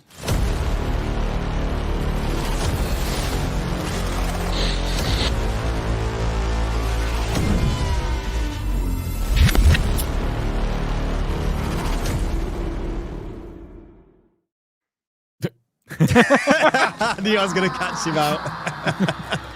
I could just see him in the background and say, come on, Jeff, get in position. It's full screen on you. Thank you. Thank you. Right. Okay. So if you are new here, here's what's going to happen for the next hour-ish or so. We have our random number generator and we have 500 plus submissions. Non-gaming. We have 400 submissions gaming. So we have to take that number into the random number generator and pick out something like this. 358. We take that number, we put it into the form. And so channel 358, who we have not encountered before, completely first impressions. We're going to look at a channel called I Hate Everyone. This could be interesting. This could be one for AI Rob to maybe answer to. But they have banter, insult each other, still laughing, so on and so forth. Animation channel. Let's have a look at first impressions then. I'll throw it over to Jeff first. What are we looking at here? I don't know, man. I really... That's the thing where immediately I'm met with sort of confusion because I'm not sure exactly what is happening here. I do get that they're an animation channel, but who are they targeting? What is this content about? Who is this content for? This is one of the things where I don't know. I don't know what this is exactly. And to be fair, at. It is hard to do, isn't it, with a comedy channel and entertainment, Yes. whereby there's certainly original intellectual property here. They're not just making dank memes. It looks like they're trying to add their own sort of style and comedy to maybe existing memes. So, you know, there's a challenge in the packaging there, isn't there? But yeah, like Chicken Run Dawn of a Nugget. Why hate speech is free speech. Disney taking major L's. You know, on the face of we're not sure what these are potentially about until we click on them. Right. I think they're definitely trying to, you know, get people clicking based on just some things that are topics that might be pretty controversial, things like that. But they're also kind of all over the place. Like when you talk about Disney taking major L's, it kind of sounds like you're jumping on a trending topic about Disney doing something, like maybe they released some content people didn't like and they keep doing it. I don't know. But like that kind of like doesn't contrast too much, I would say, with some of the other topics on your channel. And that's my biggest thing is like, I don't think their titles or even their thumbnails in some cases are necessarily like misses. I think what it is like, it's hard. You really want, for a channel like this, you want to build an audience around it. You want a community of people coming back for more, but topic to topic, you jump around pretty wildly, you know, like going from, you know, Death of Holy Drill, which I don't know what that means, to Chicken Run. It's just so back and forth. Like, I think you should try and niche down a little bit more on your commentary that you're making so that you can kind of like focus on building one audience, because right now it just feels like you're talking about whatever you like to talk about, which is fine, but like you're trying to build a community, but they're not watching every video. In fact, they're probably missing most of these because they watched for the Disney one, but you've only talked about Disney a couple times, you know, and you keep uploading, but it has nothing to do with what they originally watched for.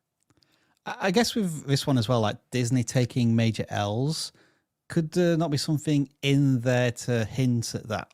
For example, making endless Star Wars franchise shows which just fail completely and lose them a ton of money, rather than just lots of L's in boxes. And doesn't exemplify the Disney theme of that, perhaps. I was also thinking, like, could they try and type usually like tying it into events that are coming up, like the Oscars. I just saw today that one of the most boring films ever, Oppenheimer, has got 13 nominations. Maybe they could talk about that or something along those lines. 'Cause, hey, I'm on the Barbie side of it. I thought it was a better film than Oppenheimer. Comment as you please. I think this is also a channel that lives and dies by the first 5 seconds of the content. People are maybe probably willing to give it a chance because it's something different and unusual. But I am so terrified of clicking on one of these videos to watch the first 5 to 10 seconds on our live stream that I'm not going to do that. Right. There are some outliers. Some of the videos have got a couple of thousand views. Definitely maybe check out why that's the case, be it through the traffic sources, how are they discovered. And I, just as I mouse over the videos, it looks like a lot of editing is going into these, and they clearly have a strong character throughout. And so I think there is definitely potential here where just maybe kind of lost a little bit on the packaging. It's always hard to do with comedy, but Dan, I think you have some salient points in there as well. So let's move on to the next channel. And so we transition over to a gaming channel. There is only 400, just the 400 channels that are submitted for that. So I'm going to adjust our count here and pick out channel 153 and audits. I'm also wondering as well, why was the channel called I Hate Everybody? I don't know how that's tied into the I imagine that was because they are covering so many different topics and they have like opinions, maybe that they're negative, like it doesn't matter what side of the aisle you're on kind of person. But that was my guess. BLAINolZZo, that's how I'm going to pronounce your channel, and they are focused on Risk, the video game. Who played Risk as a board game in their youth? I didn't, actually. I just saw adverts for it on television all the time, but no one ever bought it. So you'd have to have actual friends in real life to play board games. That's true. So that was mean. Wow. No, I mean, I'm speaking for myself, bro. Like, there the sound effect is. Thank you. It's roasted, Rob. We have AI Rob for that if you need a punching bag, by the way.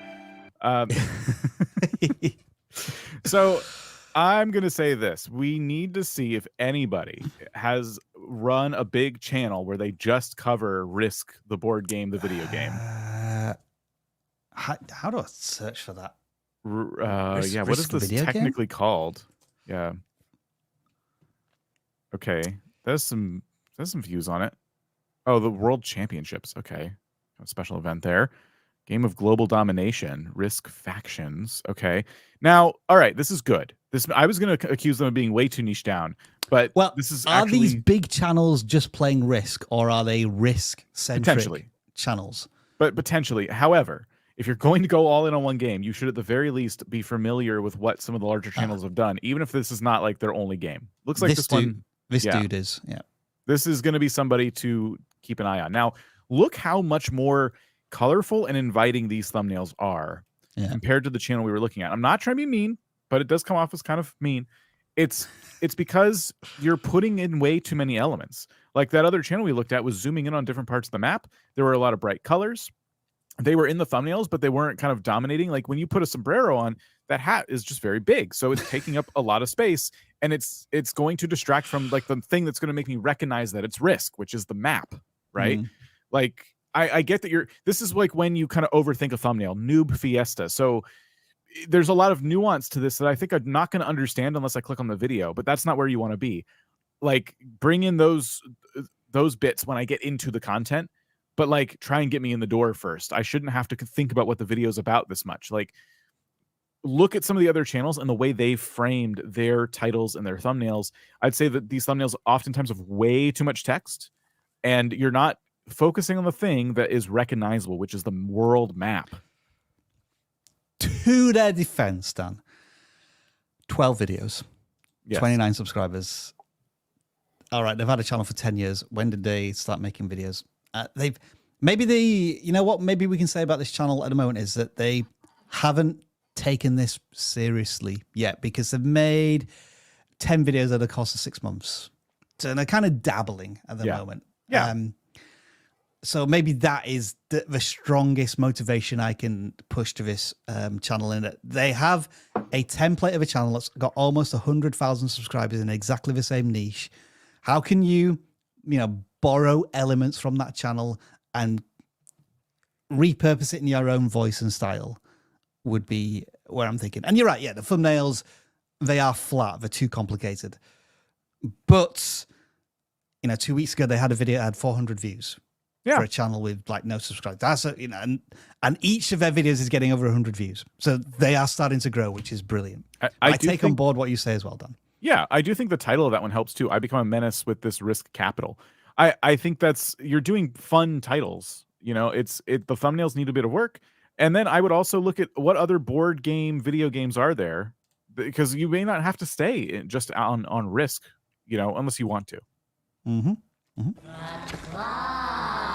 All right, 525. We're going way up in the list this time. This is a non-gaming channel that we are auditing. They call themselves a SereneVoid. I think they're a relaxation channel, and that's going to be interesting in the one sense that when you talk about barriers of entry being reduced, this is a niche where that is very, very prevalent. Now they have almost 400 subscribers, 130 videos at this point. When did they start? 6 months ago. Mm-hmm. So I would say, given the other relaxation channels we've seen in the past 2 or 3 months, this one is well ahead of them in terms of subscriber count and view counts, which I think I would say are averaging out at maybe 100 plus, which again isn't too bad compared to the competition. Obviously, though, with 5-hour, 3-hour videos, they'll be wanting higher view counts and bigger amounts of watch time. I'll throw this over to Jeff first and then let Dan chime in, as maybe I just play one of the videos and explore the channel a bit. What are they doing live? Live. Okay, so this is the coldest part about this genre when we talk about relaxation and music and sounds, rain, storms, whatever it might be. Live streams, 24-hour live stream servers dominate this niche. Okay. Absolutely dominate. So the biggest thing that you can do to try to get yourself on a more even playing field with those channels is to set up a 24-hour live stream server, and that is not free. Right. So there is a cost of entry to get there. And can it work? Absolutely. We've seen channels do this multiple times, especially when you get really niche into it like they are here with Rain and Fireplace, your perfect cozy mountain living room, like stuff like that. But look at that. Yeah, this is what I'm saying. Like, it's absolutely... That's what dominates. I mean, check this out. Try rain thunderstorms. This is just search as well, by the way. So all of these are live streams appearing in search. Yeah, 24 hours a day. 5,000 people watching. Yeah, they dominate. So if you're going to compete in this space, you have to do your homework. And it's cool that you want to put out some long form pieces that are specific to specific times, like, 4-hour, 8-hour, things of that nature. Totally fine to do.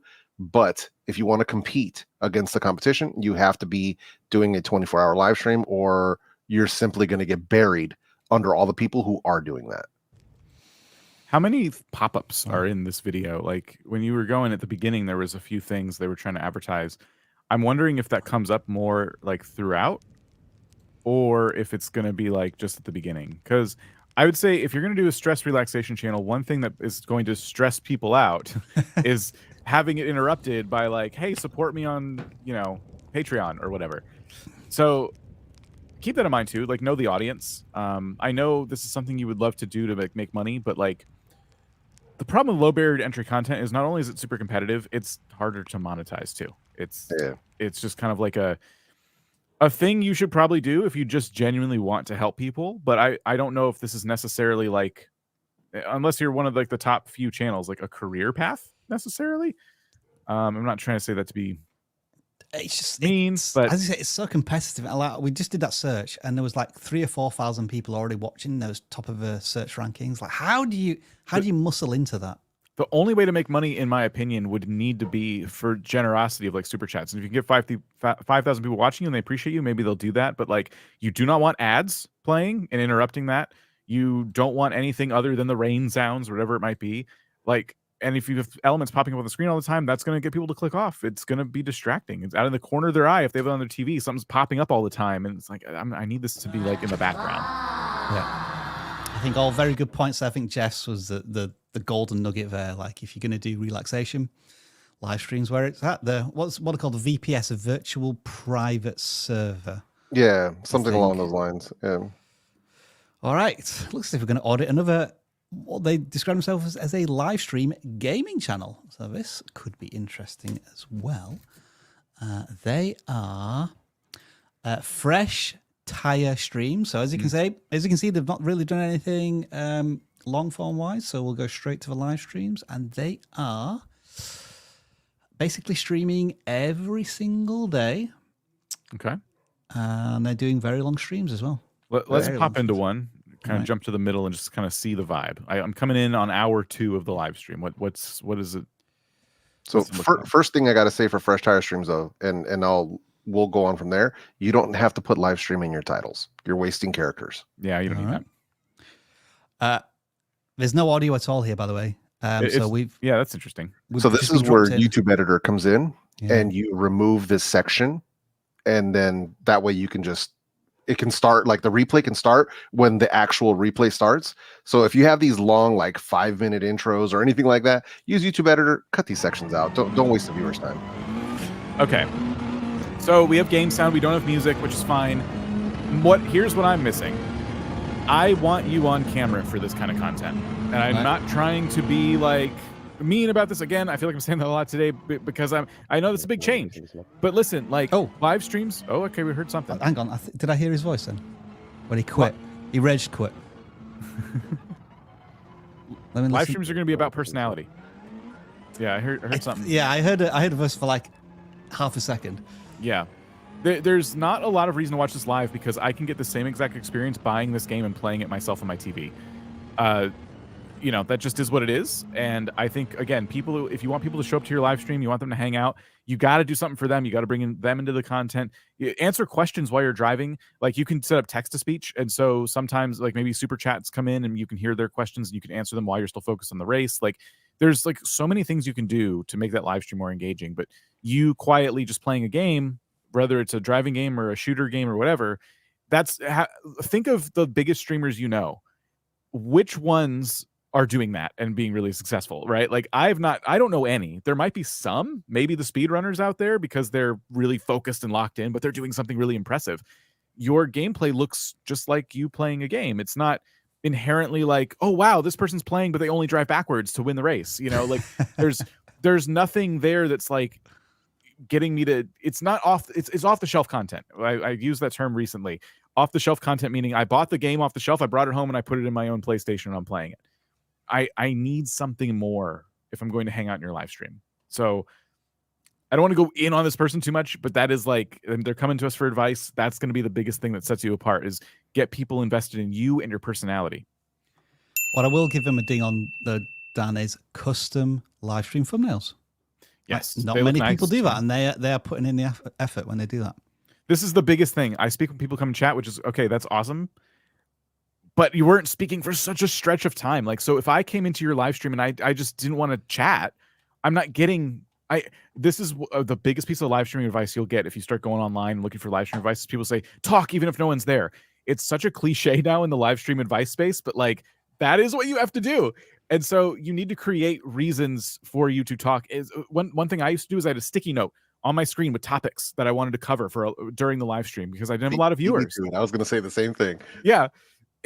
So again, I know they're here. I'm really not trying to be like insulting here or anything like that, but like, I've seen so many streams like yours, and people come to us and like, why is no one watching my live stream? And it's, if I can't click in the middle and then hear you saying something or get a sense of who you are, because people are joining in the middle. That's why I do like the middle of the live stream test, like what's happening in the middle of this content. I think that deserves another knowledge bomb from you down there. It's brilliant advice.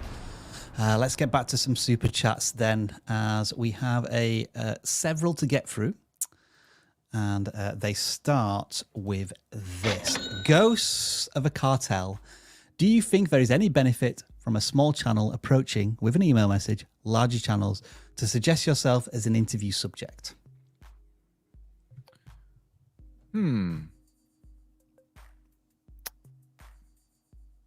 I would say that's a bit like, I guess it depends on the channel and if they're looking for somebody to interview that and you have that unique perspective. But yeah, going up to someone and saying, can you interview me, is a bit like, oh, in the best case scenario, they're kind of asking why, you know? So I guess it just depends. Yeah. I think a lot of the time, yeah, irrespective of like, if you're a small channel looking for an interview or you're just somebody wanting to get noticed by a larger creator or whatever, it's like almost doing something incredible or amazing for that person. You know, like, can you remember when Jonk was around and like he just started doing the animations for us, and we just thought it was cool, it was amazing. Like, we didn't ask him to do them, and then he became our unofficial animator for a while, and we had him on a podcast and stuff. And it wasn't him like jumping up in the air and say, "Hey, interview me, hello." It's like he was just using his passion to communicate with us, and that was a fantastic way of doing it. So there is a benefit, but you've really got to come in with a plan. Don't just like contact them and expect the creator you're contacting to do all of the work, because like that is the last thing they want to do. They want to say, that's a cool idea, let's just jump in and do it. So make it as easy for the bigger creator to make this happen, because they don't want to do the work for you because they're busy. It's not because they want to, it's just very busy people. Let's move on to the next question, which isn't a question. It's Old Man Gib, who this time is a super chat, and he is throwing a huge shout out to their coach Antonio, who is one of our coaches here at vidIQ. Something he should have done a lot earlier. He highly recommends it, and I'm going to screenshot that to share with Antonio in our Slack. Thank you for the lovely message there. One of the people also benefiting from Old Man Gib is Bizarro Lyrics, who's become a new YouTube member, who gets this sound effect. Come on now, dog. For this week. Sir Boggett, I hope I've pronounced that channel name correctly. Just wanted to say thank you guys for putting out all of us lovely tips. I've been learning a lot since finding this channel and community, and really appreciate you all keeping it real. No worries, we are here to serve. Animal Sensei, I think we audited this channel a few months back. I think my voiceover delivery is not good. I have 658 subs now, so would it be weird if I uploaded a video with someone else doing the voiceover? If you do that, you're going to have to commit to whoever that person is, and keep that sort of moving forward, or you could take it upon yourself to improve your delivery skills. Yeah, that voice is going to become the brand part of the channel, aren't they? And let's say if you get up to 6,000 subscribers in a year's time, and all of us new subscribers are used to that new voice, then it's going to be even harder to turn around. So you're advocating here, Jeff, for like upskilling yourself, you know, keeping that skill set within house, within the business, so to speak. Yeah, because that's the biggest thing. The biggest mistake I see with people who decide to hire out, you know, for voiceovers is they start using different voices for every video, or every couple of weeks is a different person, or whoever their voice artist isn't available, whatever that might be. Maybe that voiceover person can't commit, or they can't afford it, whatever it might be. And it becomes very weird when you go from one video, maybe you watch another video on this channel, it's a different person talking. You're like, heck, like what is going on? And it's so that's one of those things where it can become disjointed very quickly. So that's why I recommend against it, unless you can find somebody who's actually going to commit and you're going to be moving forward with them for a long period of time. Otherwise, I would work on your voiceover deliveries. Etan Bailey, when should I live show for Hispanic community? I would look at your analytics and find out which is your largest Hispanic community, you know, which country, and try and cater the live stream to when they are online. And also think about this, like if it's for a younger audience who might be in school, then you may want to go live at 4 or 5 p.m. If it's for an older target demographic, maybe they don't get home until 8, 9 o'clock in the evening. So just consider that in terms of a time frame of when you go live. I don't think that's what they're asking. Am I getting this completely wrong? Is it when are we going to do a? I think that's what they're asking, is because we do have the vidIQ Spanish channel, and that's probably what they're asking. That is correct. The problem is that we don't have enough native Spanish speakers as hosts to do something like that. Yeah. So, and even in myself, I speak Spanish conversationally, in real life. There it is. Jeff is going to go live on the vidIQ and Espanol channel tomorrow at 2 p.m. You're missing my point. So my point was, the reason why I don't do coaching in Spanish, because I've been asked to do it, is because I don't know the technical terminology in Spanish to get my point across. I did attempt it on a few occasions. It went horribly wrong. So it's not something that we're going to do. It's not in the game plan. So yeah, just throwing that out there. But I think that's what they're asking for. It could be what you said, but I'm just throwing this out there just in case that's not what they meant. They've got the answer either way. Yeah. Dixie. No, but don't say that out loud. I almost did it. Whoa. Slow down there, buddy. Hang on there. This person asked. I kind of feel honored that somebody's tried to do that on me, but then they haven't changed the channel name just to try and catch me out. Anyway, I have a gaming channel dedicated to DayZ and sprinkle in some other survival games. It's a heavily saturated niche, but I've made tier 2 partnership, presumably that's 500 subscribers, that level of monetization in 9 months, and 175 subs away from tier 1. Any tips for further growth? Dan?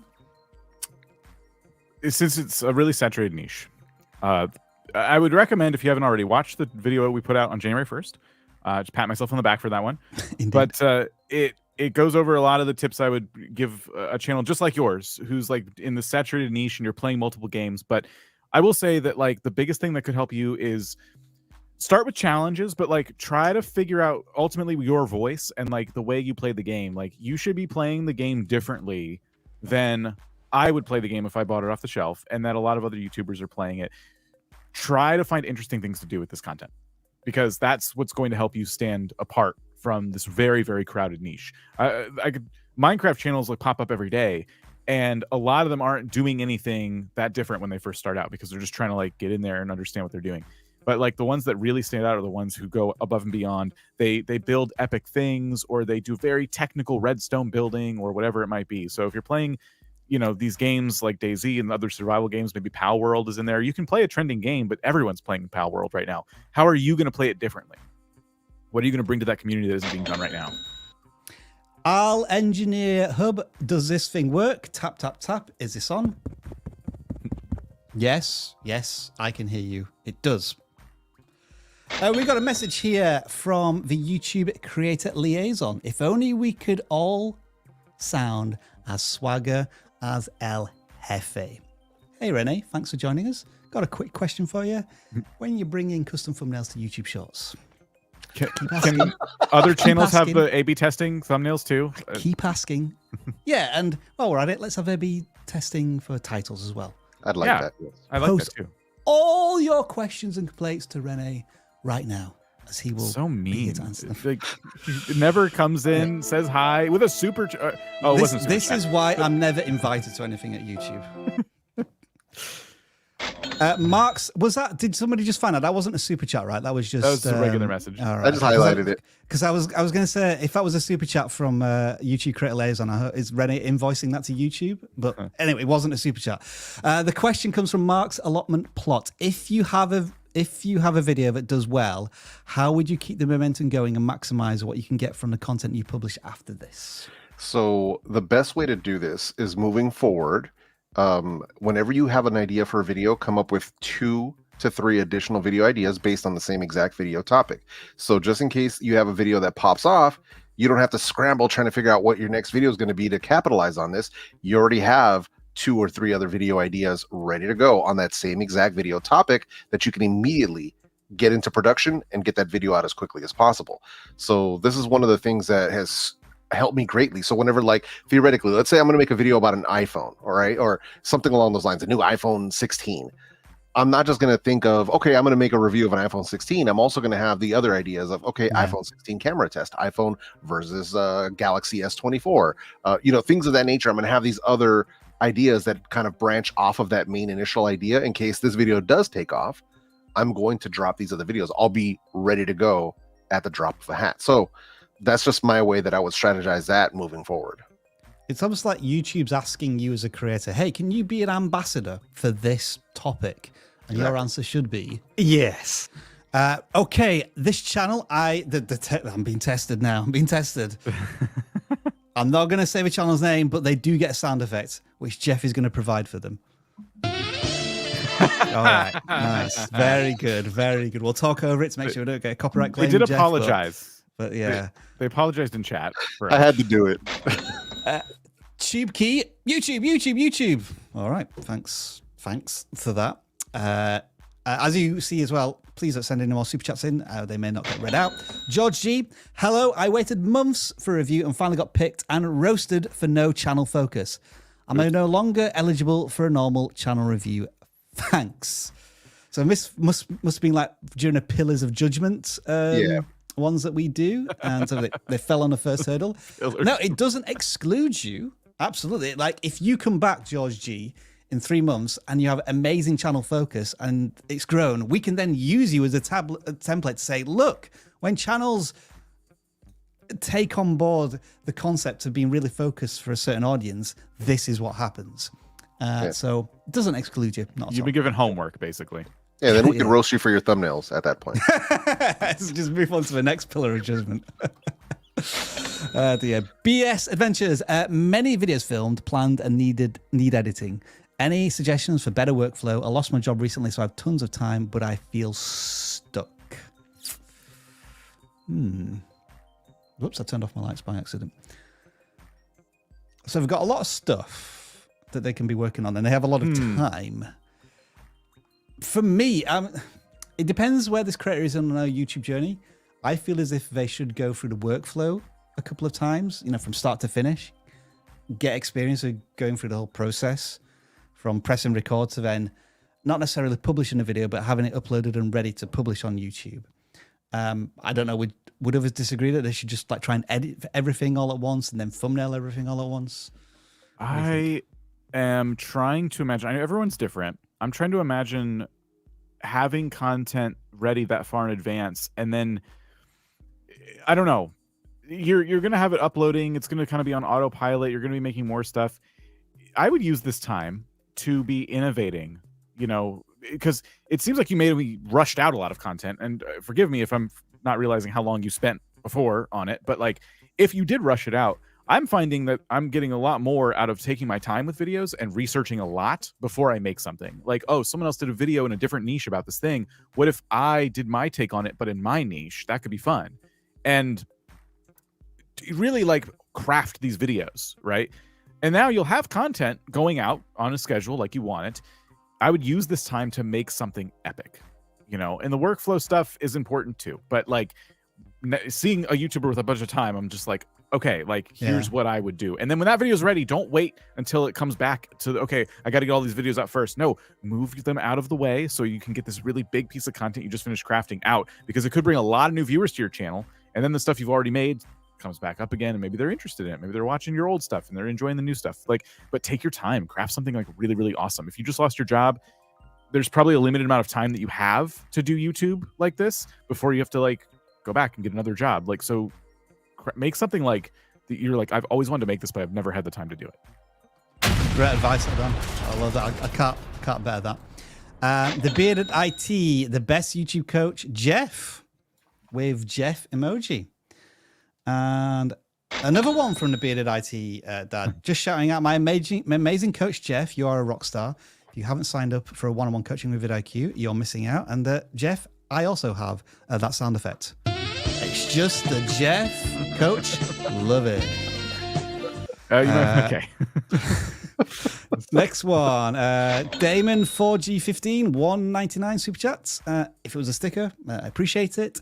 I Spy Adventures. Made my channel about a month ago. Hey, welcome to YouTube. Just want to say thanks for your content. It helps tremendously. We are here to serve. Jeff, we have a new member, Computer Whiz Kid Enterprises. They get the following sound effect for this week. Lovely stuff. No people, no problems. What's the best time to post storytelling videos? I don't think the format of the video really influences when you would post it, to be honest. I guess depend if you're trying to jump on a topic, but yeah, any. I mean, if it was a horror story, then maybe around Halloween time or Christmas time. But if you're talking about time of the day, I don't really think that has much of an influence, if I'm honest. Unless anyone can think of any alternative answers. Not really. All right. So the next super chat comes from DND Fade. I have 15 subscribers and I play all types of games. How can I grow more? I think they've answered their own question here, and that is play less games. They got to watch Dan's video on how to grow a gaming channel in 2024. It's got so much positive feedback from within the community. It's different. I like that Dan took sort of a different approach on this video, and I think it's super, super helpful. So please, it's on the channel. It's literally how to grow a gaming channel in 2024. You really, really need to check this out. If you're a gaming channel and you're struggling at whatever stage you're at, please do yourself a favor and watch that video. And stay tuned because Dan has got follow-up videos on that. We're trying to put an ultimate guide together this year on how to start a gaming channel. We've turned into YouTube dads because now George G is saying, thanks guys, I hope to make you proud. Right now, Georgie, we're not angry. We're just disappointed in that channel focus. So make sure you work on it. And KT Speedruns, I have momentum in guides for OOT randomizer. But I also want to do guides for other randomizers. Should I branch out sooner or later? Now is the time. OOT is going to be Ocarina of Time, and these randomizer mods are getting really popular. So like I haven't seen too many myself. I don't know exactly how they work, but I know they're very popular. So if you have other ones, I would start getting them out there because those could be pretty long tail kind of videos. They could bring a lot of people to your channel for a good amount of time and live on for a while. So yeah, definitely. You do not need to stay in that one. Like people are looking for randomizers for their favorite classic games. I think that's what's going on. Is there a way to do like a comparison video between the two different types of randomizers, Dan, to do crossover content? You could try that. Or, I don't know. Am I speaking out of line here? I'm suggesting silly ideas because I don't quite get the idea of different randomizers. It's imagine playing Zelda Ocarina of Time, but like it just keeps popping you into different parts of the game. I think that's how it works, or something like that. Okay. So people want to know how to set that up. Like, oh, that looks fun. How do I try that? And that's going to be pretty valuable. So if there's other games from other consoles, like PlayStation and stuff, like whatever you got, I'd get it out there. This is like people are looking for that kind of content. All right, that concludes our super chats for this week. We should probably wait for D&D Fade to get back. All right, okay. Everyone, just hang on for a second.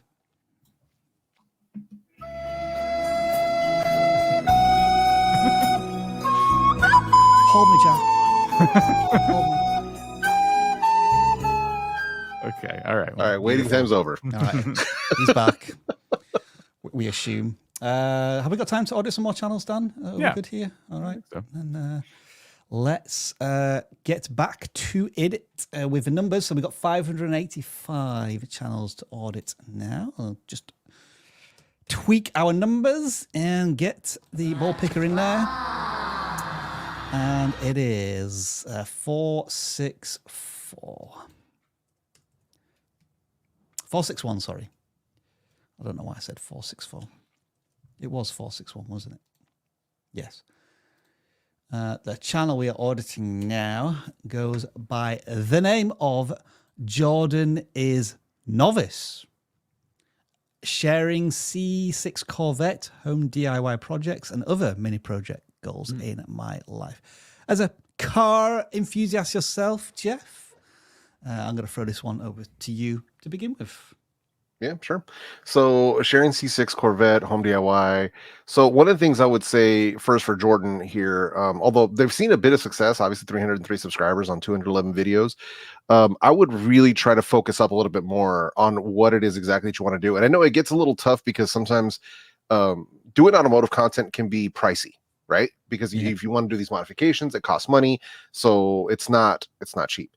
The issue here is that you've got channel focus problems, because if it's going to be a Corvette channel or an automotive channel, it should be an automotive channel. And if it's going to be a home DIY channel, it should be a home DIY channel. These are very separate audiences. So people are not, if I'm looking for a Corvette build or your progress on your car, which I do, I like watching videos like that. That's something I like to do. I like to see the progression of how people are doing their builds on their particular vehicle. When I watch that video, and the next video that comes up is a Harbor Freight transfer pump or a bladeless ceiling fan, I'm not watching that. Just to be very, very blunt, as a viewer of this type of content, I'm not going to watch that, bro.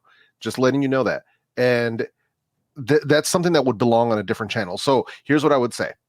If you're going to do like the Corvette videos and stuff like that, have them be on their own channel and keep the DIY, home repair tools, that sort of stuff on its own channel. These are two separate channels. So that's your best bet if you want, you know, these two types of content to thrive. Otherwise, I mean, you can keep doing what you're doing. Hopefully it works out in the end, but I would separate these content because the viewers for these types of videos are not the same person. If this was the 4 pillars of judgment, that's where we would end the audit. But then if they passed and move on to thumbnails, it'd be the same thing. They would fail this test in that many of these images look as if they're freeze frames. You know, you've uploaded a video and then you got 3 choices of which freeze frame I'm going to use, and I'm just going to pick that one. You know, occasionally you put some text on one of these. So I would say thumbnails is a big missed opportunity as well. Dan, any other basic YouTube tips to drop here, or do you think they've got plenty to be working on? I think you guys covered it. Like the latest thumbnail would be one example of if you're going to show something that's like installed in the car, I kind of feel like it should be in where it's supposed to be. You holding it, and it's kind of, you're wearing a dark shirt and it's a dark item, so it's just hard to like see what that even is. So it's like little things like that need to be tweaked, just to give people that like recognize, like they recognize the thing you're trying to do. So that's kind of what's missing there. I'm gonna describe the channel like this: it's all video and nothing else at all involved in the creation of the content, be it the ideas, the titles, the packaging. It's just stuff being uploaded to YouTube that isn't gaming, if that makes sense. Like usually like it's gamers who just upload stuff. You might describe this as off the shelf vlogging. Maybe, Dan. I don't know if that quite fits. But yeah, there's so much going on and there's so little attention given to the packaging that those are the fundamentals this creator should be focusing on, especially with 200 videos at this point. We'd be hoping and expecting a bit more traction than just the random viral moments that they have on completely different topics, which, as Jeff rightly said, I'm not watching that, bro, you know, after I've watched the video that's relevant to me. Right. Okay, we've still got a bit of time left, so we can pick out some more channels.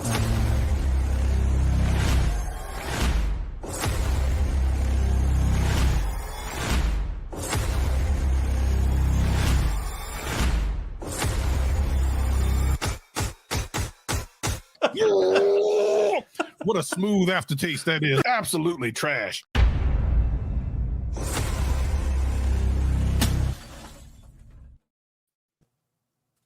I have returned. And let me tell you something. I've just watched the last couple of minutes here. And are you saying that I can't make a video about Minecraft and then make a video about how to tune my car and then how to make a toilet unclog and not be the next Mr. Beast? The hell you say? That's exactly how YouTube works. What are you talking about? How many times have I been audited on this thing? 0. And look at the millions of subscribers and the hundreds of millions of dollars I generate every single year. It's Dr. Savage and I'm back. What's going on, everybody? How is what's today? Tuesday? Okay, how was your Tuesday today? My Tuesday was going awesome until you arrived, Savage. You will determine how it proceeds. Bruh. Bruh, indeed. Wow. Yeah, Dan, I think. So how many dreams have you crushed this morning? I'm curious. You need to keep the number above 100. Definitely crushed George G's. What was the name of that person who is George is upset. Yeah. Wait, what happened? Tell me about George G. George got roasted by us and is thinking they're not going to get audited again. Yeah. Probably Oh, true. you probably don't need to be audited. Listen, let me explain to you how to save a lot of money.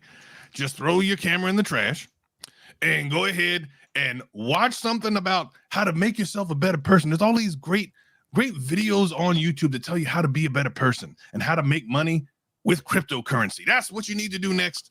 Don't worry about it. It'll work out great for you. Don't worry about those other millions of people that lost a lot of money. They're not you. It's going to work out way different for you. So don't worry about it, George G. Everything's going to work out just fine. This is already off the rails, Rob. I made something that I think could help with this whole Savage situation we deal with every week. Interesting. Yeah, interesting. I've taken the essence of Savage, but kind of boiled it down to actually like having an AI that can give good advice rather than whatever's going on here with Savage. So let's just say, like, you know, we just looked at a car channel. So let's just like go ahead, give AI Savage something to work with here. Yeah. Hey, AI Savage, we just looked at a car channel, but they also do some like home DIY stuff, and they want to know like how to grow on YouTube. And it's just, you know, they could use some advice. What do you think? Okay, we'll let him cook for a minute. He's, you know, he thinks for a while, which is good. He's got to let this idea percolate. Tish walked in at the wrong time. Oh no! Oh, yeah. This is brilliant. This is a great jack of all trades, master of none. I see.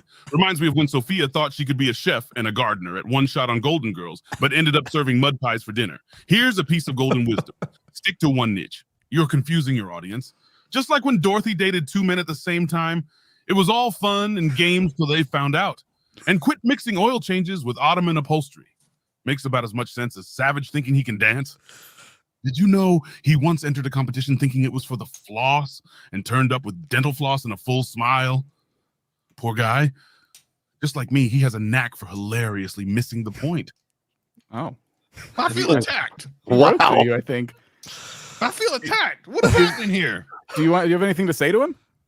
I'm not sure what's happening. What just happened? Well, how, Sway?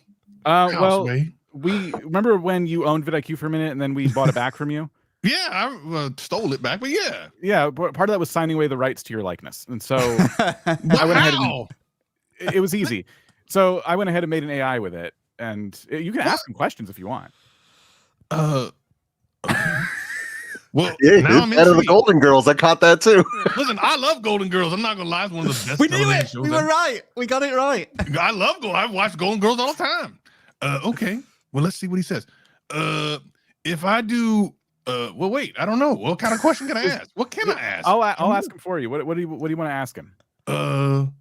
Geez, I don't know. People are here for YouTube advice. Do you want to? Yeah. Okay. Let's see.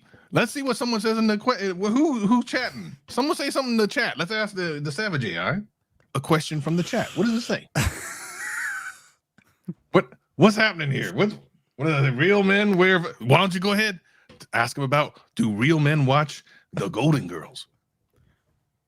Okay, AI Savage, Human Savage is here, and he wants to know if real men watch Golden Girls. Yes. Excuse me.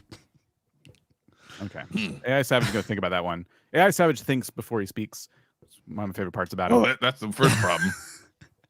Never get anywhere doing that. We've discovered there's a hell of a lot of Golden Girl fans in this live stream. The Human Savage graces us with his presence. Ha! Your question tickles me. Real men watch Golden Girls? Why? Real men wrestle alligators. Or at least that's what Human Savage told me once. Too bad the alligator was just a bearded guy named Al from the local bowling alley. Now back to the top. Absolutely. Real men, unreal men, everyone should watch Golden Girls. Just like creating content for YouTube, you got to see what works for others. But remember, don't just copy like Savage did for his look. Ever notice his uncanny resemblance to that inflatable tube guy at car sales? What? I've never been so insulted in my entire life. I'm definitely suing this thing. How do I find where this thing lives so I can choke it to death? Folks, you need about 4 years of live stream lore to understand this, but it is gold. What is happening? Gold. I don't understand. This is not right, Dan. This is from all the times of me saying you were worthless, isn't it? This is all that payback. I felt bad, and I just wanted to hear you say something nice about me, and then it kind of spiraled out of control. Does it say anything? Let's ask Savage AI what it thinks about Dan. We all know what I think. Okay, Savage AI. Human Savage is still here, by the way, but don't worry about that. We just all want to know what you think of me, Dan. Oh, I can't wait till he cooks this up. This guy is a little bit savage. I'm not gonna lie. He's dipped in my essence. What?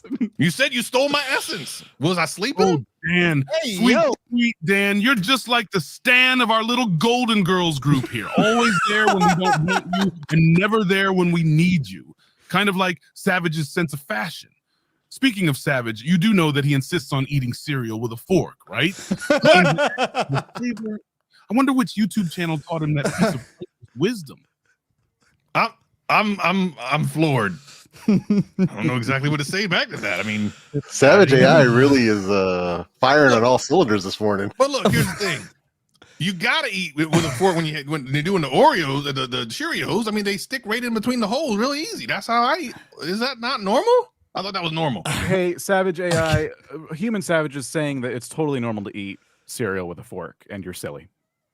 I can't believe people are still asking genuine questions at this point in the chat. I We're think people are done. just We're done. clueless. They're just oblivious, Rob. You Don't can worry leave. about it.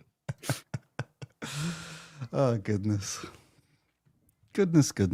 Savage AI is not happy. Savage AI on a 56K modem. Human Savage thinks it's normal to eat cereal with a fork. Oh, this just keeps getting better. Didn't he also once say that the best way to get views on YouTube was by uploading videos sideways because it gets them to turn their heads and pay attention? Damn, I did. That's what makes sense. And for your information, Mr. Anti-Spoon, that's about as normal as my mom telling me to start paying rent for the guest room I use occasionally. Anyway, just stick to what works, folks. And don't reinvent the wheel. Or the spoon in this case. Oh, my goodness. Like, even Man, Savage is smiling there. You can see Savage got a little smile on him there. I'm kind of listen. That's enough for me because y'all just trying to make me look like a fool. And I'll never be a fool on this channel. Listen, I'm definitely copyright claiming this entire live stream, so don't worry about coming back and watching it because it's going to be struck down by the hand of Savage. Ah, dear. Are we done? Terrible. AI Savage, Human Savage is threatening us here on the live stream cast, and I just want to know if you have any parting words about that. This is the worst possible thing. It's like waiting for an the enema. best Savage ever. Sitting here waiting for your colonoscopy to happen. Tension. You Well, I just could play pop some something. tension music if you well. want. Savage busting a move. Like when Rose Nyland tried to learn hip hop for their community center show. As hilarious as that might be, let's not give him any undue attention. Just remember, if he tends to show up at your neighborhood pawn shop asking to take back that Golden Girls box set he pawned, that dude owes them more money than they can count. Or was it me? Never mind. Let's stick to the point. Keep thriving, folks. And remember, content is king. Just don't let Savage be your jester. Wow. Wise words. Oh, dear. It's true. Everything you said was true. I don't understand all the references to Golden Girls, but okay. I guess. He was very bored last night. I think he was kind of on a binge there. Golden Girls. Oh my God. I was wondering how we were going to get out of that, but I think we've reached an appropriate point to say we hope you enjoyed the live stream. I thoroughly enjoyed that. It has been the greatest 10 minutes of live stream since Savage introduced rhyme to all of us a few months back. Dan, you are doing tremendous work. I continue to encourage, to implore you to develop those AI tools going henceforth. Oh, Jeff, pleasure as always. Your cool, collective calmness is just a sight to behold. And Savage, I'll give you 30 seconds to roll us out to our great audience. All right. Well, look, here's the thing. It's just been announced that WWE Raw is going to be on Netflix next year, streaming live. They're going to be getting paid at $500 million like a week or something ridiculous. For me, though, I am happy to announce on MySpace Live, my newest incredible live stream that's coming, and they're paying me at least $500 to $600 a year. I can't wait to cash in on all that goodness as I bring this Savage Man live to you each and every day.